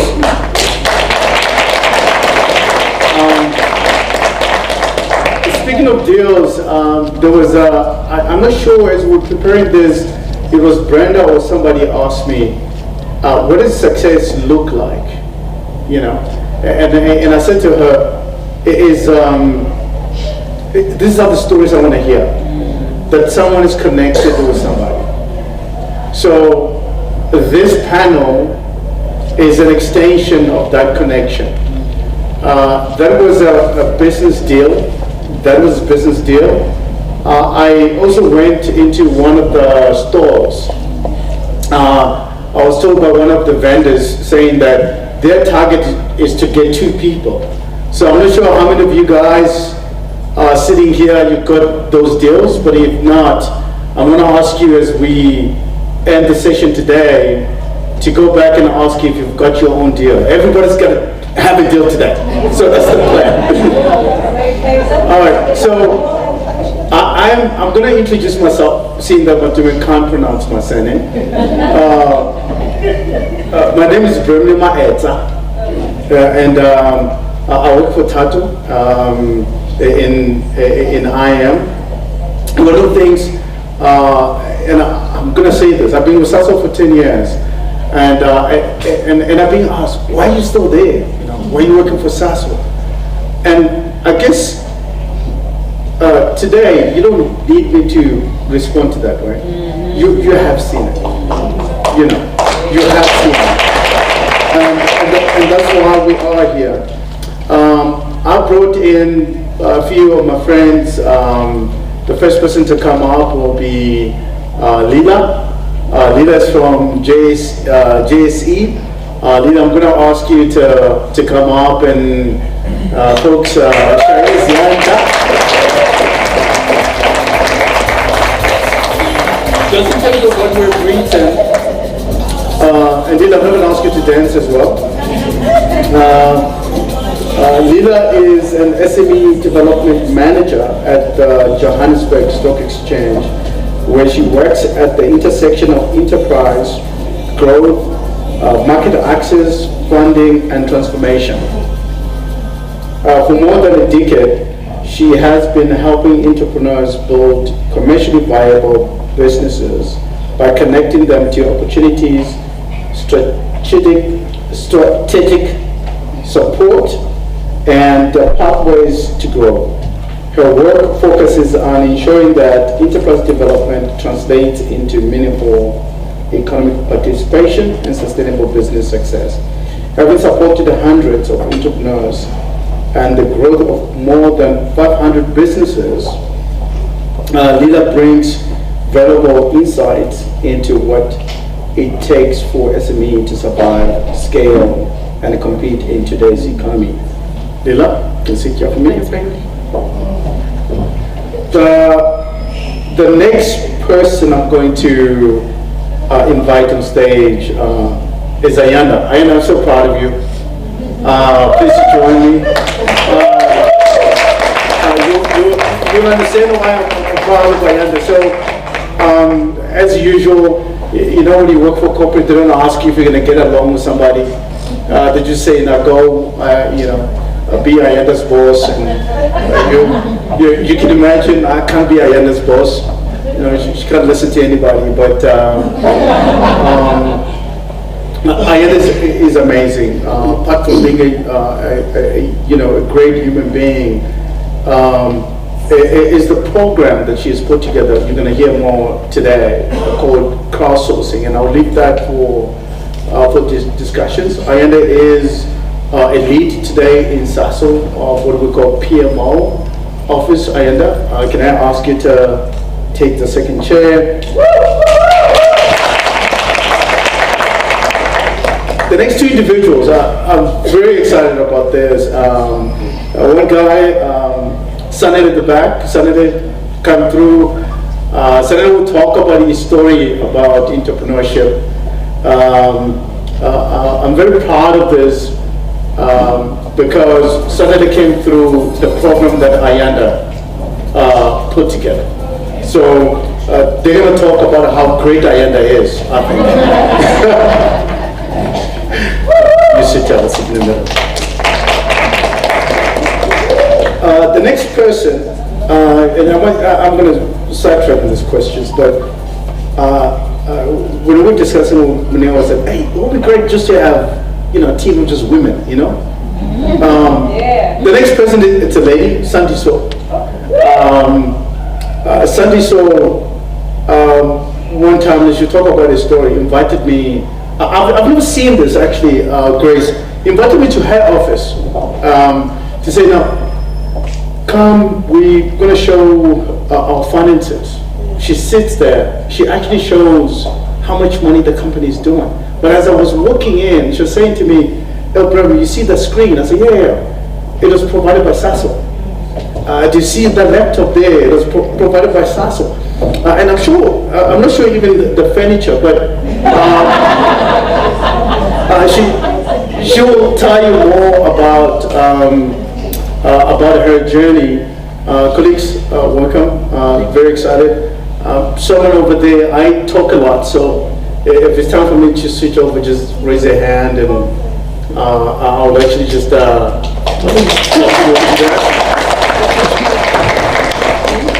you'll tell me? Great. Let me start this side. I think it's an easier conversation talking about the journey. Sandy, you're from KZN, right? Yes, that's correct. Just tell some of the youngsters sitting here, they're going to go set up their own businesses. Letsatsi just started. Just how you started. Yeah, maybe as a disclaimer, I was also an intern in 2003. I worked as for a company called Skills Development. So I went there by mistake. I thought they were training they were training system analysts, whereas they were training business analysts. And then part of the work that we were doing, we were developing an application for eThekwini municipality. We were taken from DUT as interns. So 6 months later, a number of individuals resigned. I got promoted. I started managing other interns because I had a BTech, so I was more on the management role. I worked there for 18 months, and then I was hired by a small company, which then disappeared 2 years later. I'll then explain why. And then after that company disappeared, I was unemployed. As you can see, when I'm sitting here, there's a lot of females that have won awards. I went for an interview in Pretoria, and then they said, no, we're looking for a female. I said, hey, things are getting tough. I then went to Department of Labor. I met a guy, they said, you're too young to be coming collecting UIF, you must wait. So I never collected my UIF. I started a business because he gave me an opportunity to work with him in training. So I've trained learners, I've placed interns, I started the training business. Later on, I did my MBA. I discovered that there was something called Washington Consensus. And then when I was reading that document, I realized that there were opportunities in Africa, but we were not taking advantage of those opportunities.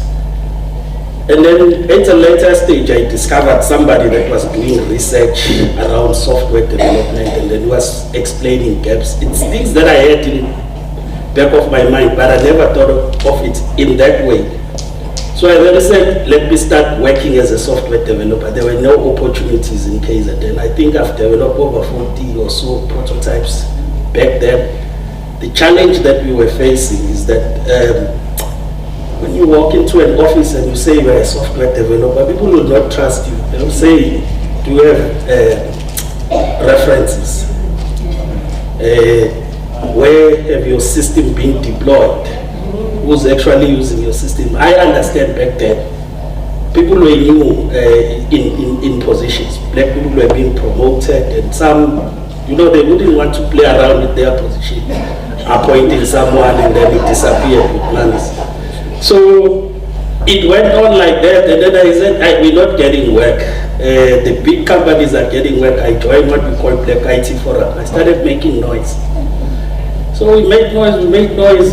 And then they said, no, we're not going to give you anything. You must go and find what you So I then moved on. I came to Johannesburg. I started focusing on the private sector. That's how I landed with Sasol. I landed with Samsung. And then that's where my talent started to show. But obviously, because I come from a background of an activist, sometimes my brain doesn't switch on. Everybody comes from an enterprise, they talk very polished. Sometimes I just get lost. So over that period, I learned quite a few things that I will then highlight. Firstly, as an intern, I learned that you must be confident. I think it has been mentioned several times. People, they get there, they are shy, they can't talk, they can't do work. But when you sit them down and then you give them work, you can see they can produce, but they can't explain. And then it becomes a problem. So I always employ interns, I train them, they leave, but I make sure that they don't go to other smaller companies. At least they are taken by big companies. Some of them, they work for, there's a company called Derivco. There's other companies in KZN that have absorbed some of the interns that we've taken. So it's important to be confident for those who are going for employment. For those who are going to have business, manage your finances properly. I once won an award. I split it into two. I bought marketing material, brochures and banners. Banners I still have. The ones that you will see at my store, those are banners. I had those banners from 2016. I then bought a car. So it was mentioned here that you don't take the money and buy depreciating assets. So it's very important. I know you'd want to. It's an exciting thing to buy a car. I don't want to lie. But you'll have to change cars every 5 years. So it's nice to have, but then the other important part, if your intention with your business is to continue grow and raise money, manage your accounts properly. By managing accounts properly is that your financial year-end statement must be ready on time. Your management accounts, which you need to produce monthly, you pay people. Don't question invoicing, and then you want to pay and question after. That also includes SARS. SARS is your life partner. You can't do nothing. The second company I worked for that I said disappeared, it was because they were not paying SARS. So every time you invoice, you must think, Uguti, portion here must go to SARS. Even when you are dead, SARS will charge you for dying. So it's very important that you take it to heart and accept that you owe SARS. As soon as you register your company, you owe SARS. Make no mistakes. If you don't go to SARS for a period of 12 months, the next time you come, they will say you owe us 2,000 rand. Even if you didn't trade, you must go there and report that I've made zero. Just on that. So there's a great lessons I heard about 3 of them. And I think the most important thing for me is managing your finances. On the accounts, obviously the ability to, which is normally not an easy thing for Sandy, so to call Brandon and say you owe me. Well, you need to collect money. But with that, I'm going to switch over to Lida from JSE. From your perspective, what is the real constraint facing SMEs today? Capability or access? If you can just share with us. Thanks, Brandon. First of all, thank you everyone for having us today, allowing the JSE to be part of this amazing Bridge to Work platform. We are really inspired by the work that you guys are doing. And just to come back to your question, what are the real challenges for SMEs? Contrary to popular belief, I really think it is access to sustainable markets. And a lot of entrepreneurs always come and say, I want to start a business, but I need money, or where am I going to get the money? And it actually starts with you having the market first and having a sustainable market. And how do you get that market? How do you get access to that market? It is through you solving a problem. And that's business 101. You always need to solve a problem. The market you will then find. The money you will then find. So if we take companies, for instance, in recent times, where technology is embedded into it, it's a company called Sulzi. They are the backbone of what is now known as Checkers 360 or 6060, right? Yeah. What problem are they solving? People need food, people need to buy groceries. This problem has not changed. This need for getting access to a retail store has not changed. They've just changed and innovated the way they do it. So the need still remains the same, and that's how you find a market opportunity. You look at what the need is. Money will follow. You can then go and ask for financing. Everyone that won today was clear that they've already seen a need, they already have produced a solution for that need. So delivering the same services, the lady presented, she's doing web development. It's something that's been around for years. The need still hasn't changed, but she's pivoted her business model in a way where she's now embedding digital inclusion into it, right? So it really is about, for me, the biggest challenge is market access. And the question is always, what need am I solving? And I always say to entrepreneurs, and it's sentiment to what Sibusiso said, he's from KZN, but he came this side for an opportunity. So your opportunity in your market access that does not have a postal code. You don't even have to do it in South Africa. You can go around, do it in the world, and even in Africa, because the world is our oyster. Yeah, thanks for that. So we'll go back to another entrepreneur at this time, Sandy So. Just in brief, you're from Natal as well, isn't it? But I don't talk much as much as you. What's your story? So I come from a family of brother and a sister, just 2 siblings, me and my brother. And my parents are very hardworking individuals. My mom was a nurse, but after hours, bakes wedding cakes, does catering. So from a very young age, we've just always been used to just like working.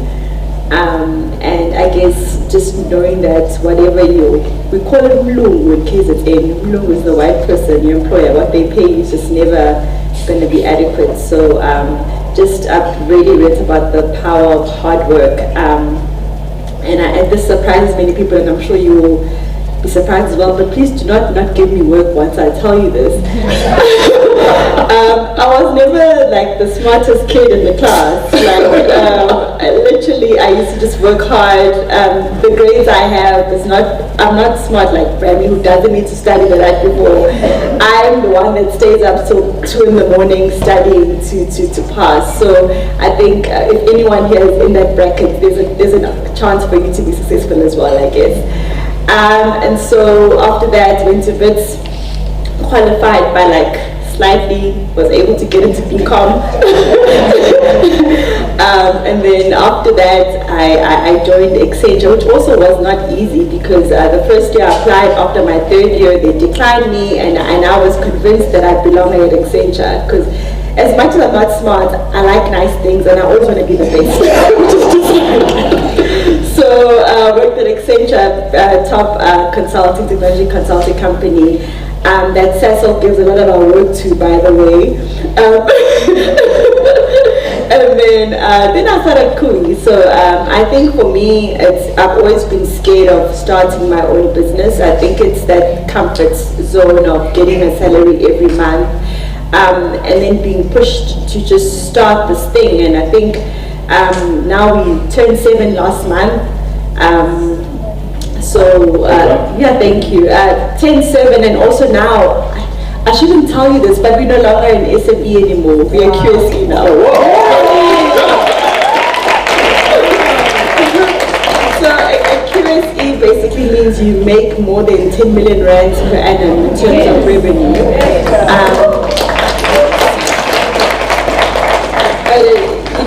So I guess the thing about being small is that you only make about $1 million or 3 million. You've got smaller problems there. It's like, and I know for the people starting, your first hurdle, I said, will say, will be cash flow.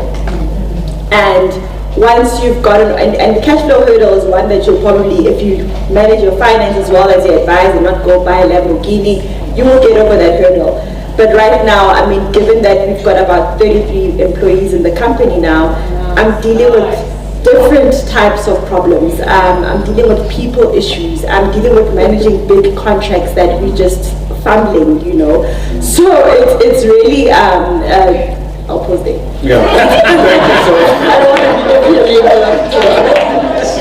so there's someone controlling my time at the back, but yeah, thank you for that. So I used to meet with you for coffee, just to declare that.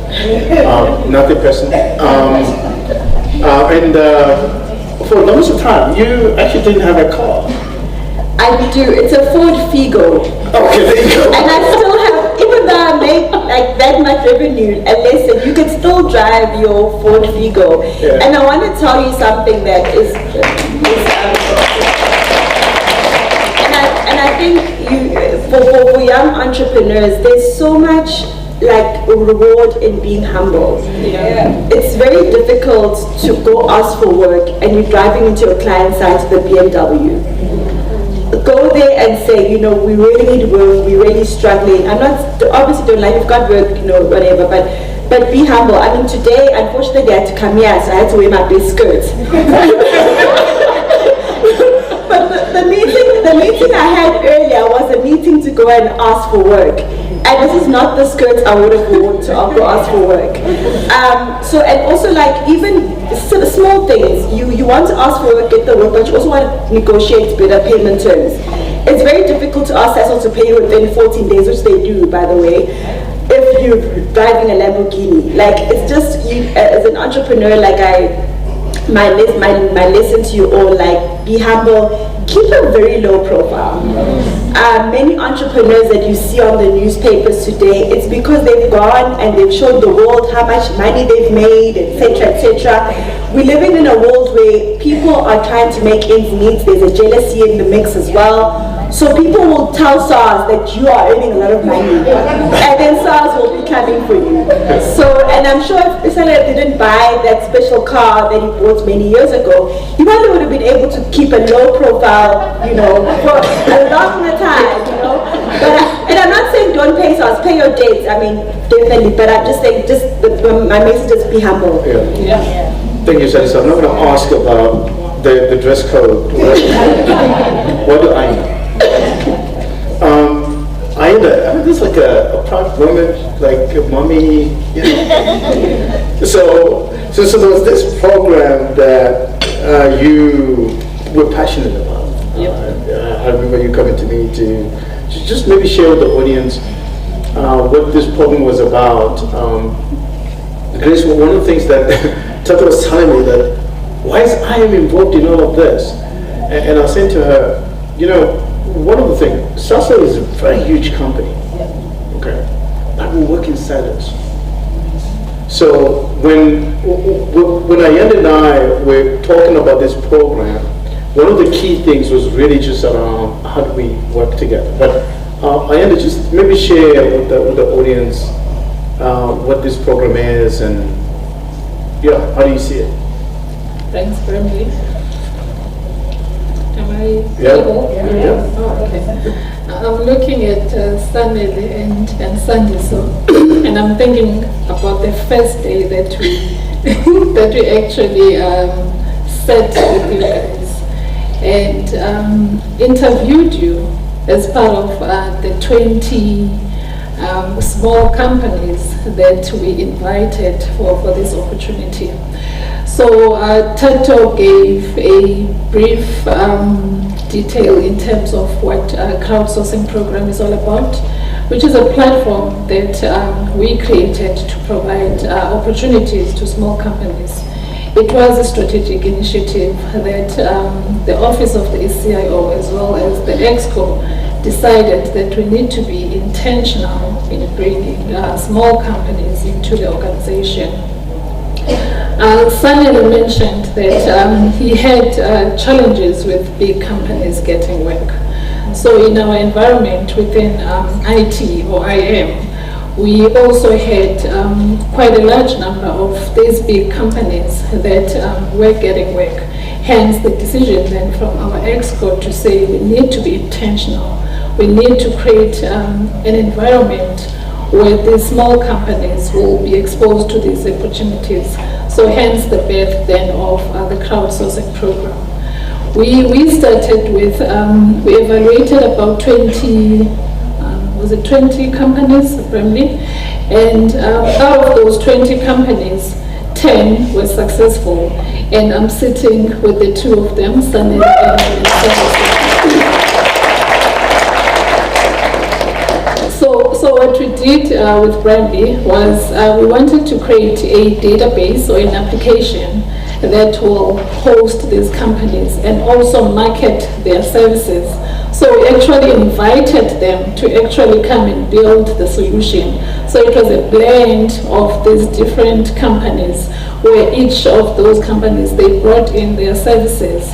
Sandy so brought in design thinking, Sanele brought in development, etc., etc. So they worked as a collaborative team to actually build that crowdsourcing solution, which today is available and we are currently using it.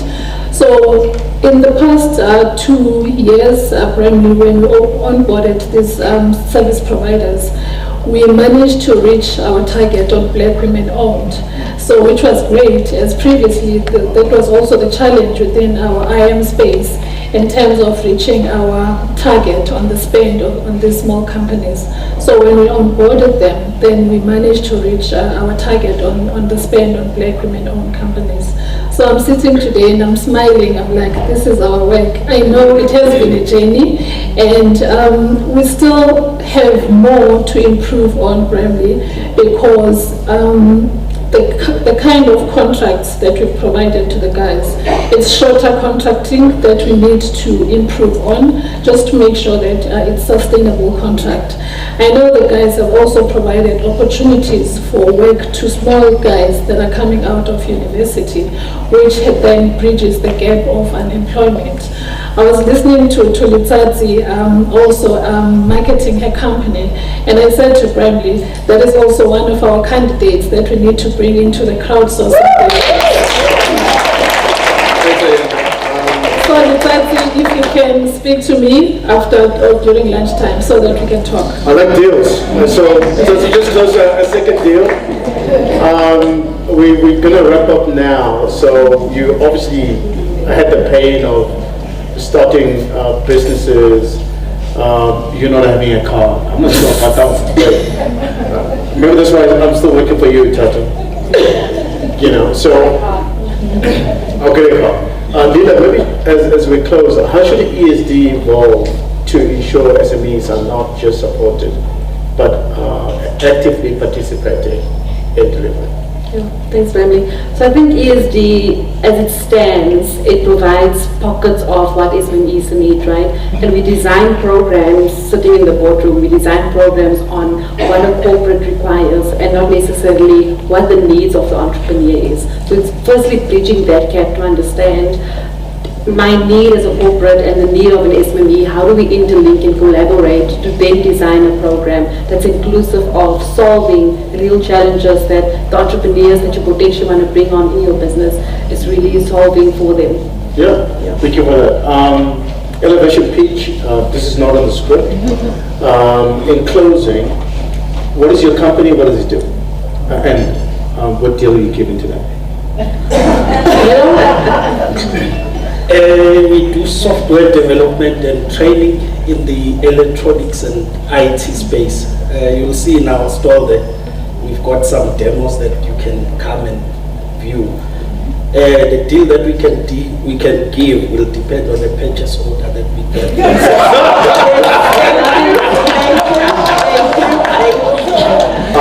But we have spotted some few candidates.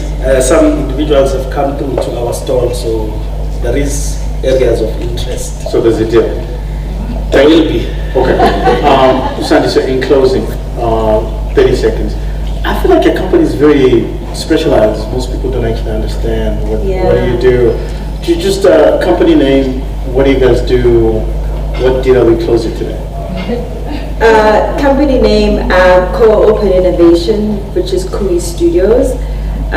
We are primarily a design facilities. So when corporates have got problems, we come and help them think them through and then design systems using human-centric UI, user interface and user experience. That's what we specialize in. It's a space predominantly known for, like, I guess, white organizations. I think probably the only black organization that does it in the country at the scale.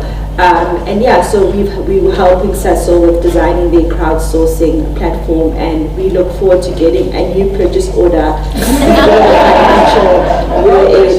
Thank you. Thanks, Anderson. In closing, what's next for crowdsourcing? What are the things that we looking at, particularly around maybe new suppliers?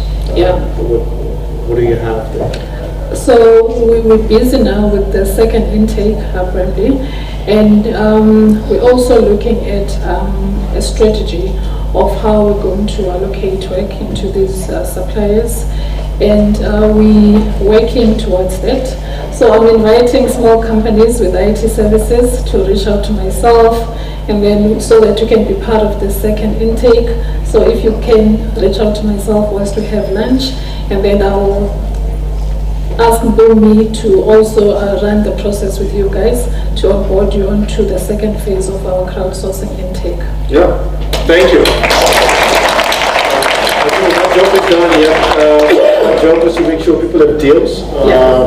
It looks like everybody's got a deal. So if you don't have a deal, go back to the stores. Ask for your deal. Thank you for the opportunity, everybody. Well done. Thank you.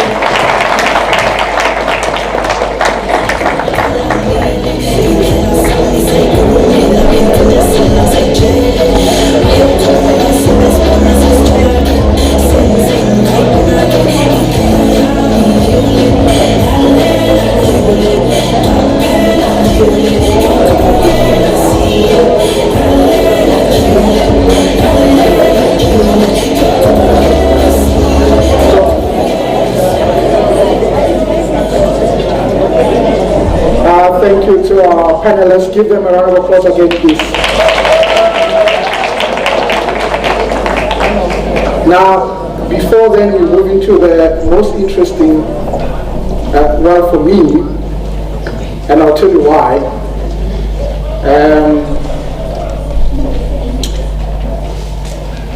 So the stores are still, so we encourage you guys to go to the stores, engage, network. There's still prize money to be won. So a lot of prizes, so you can imagine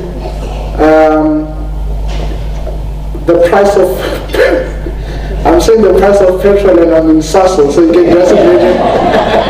So that's why I'm laughing at myself. So anyway, so you know, we're gonna break for lunch now. So we're gonna be back exactly at 2 o'clock.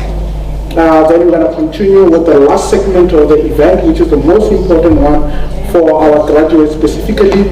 Now I'm gonna just ask you guys to please go and engage, have that conversation, connect with people, ask questions, make those deals, because that's the whole purpose of this thing, right? Let's exchange numbers and let's make sure that we're making an impact so tomorrow we can come tell another story.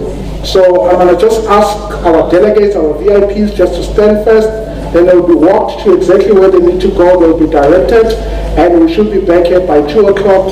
Let's go, engage, and connect. Thank you.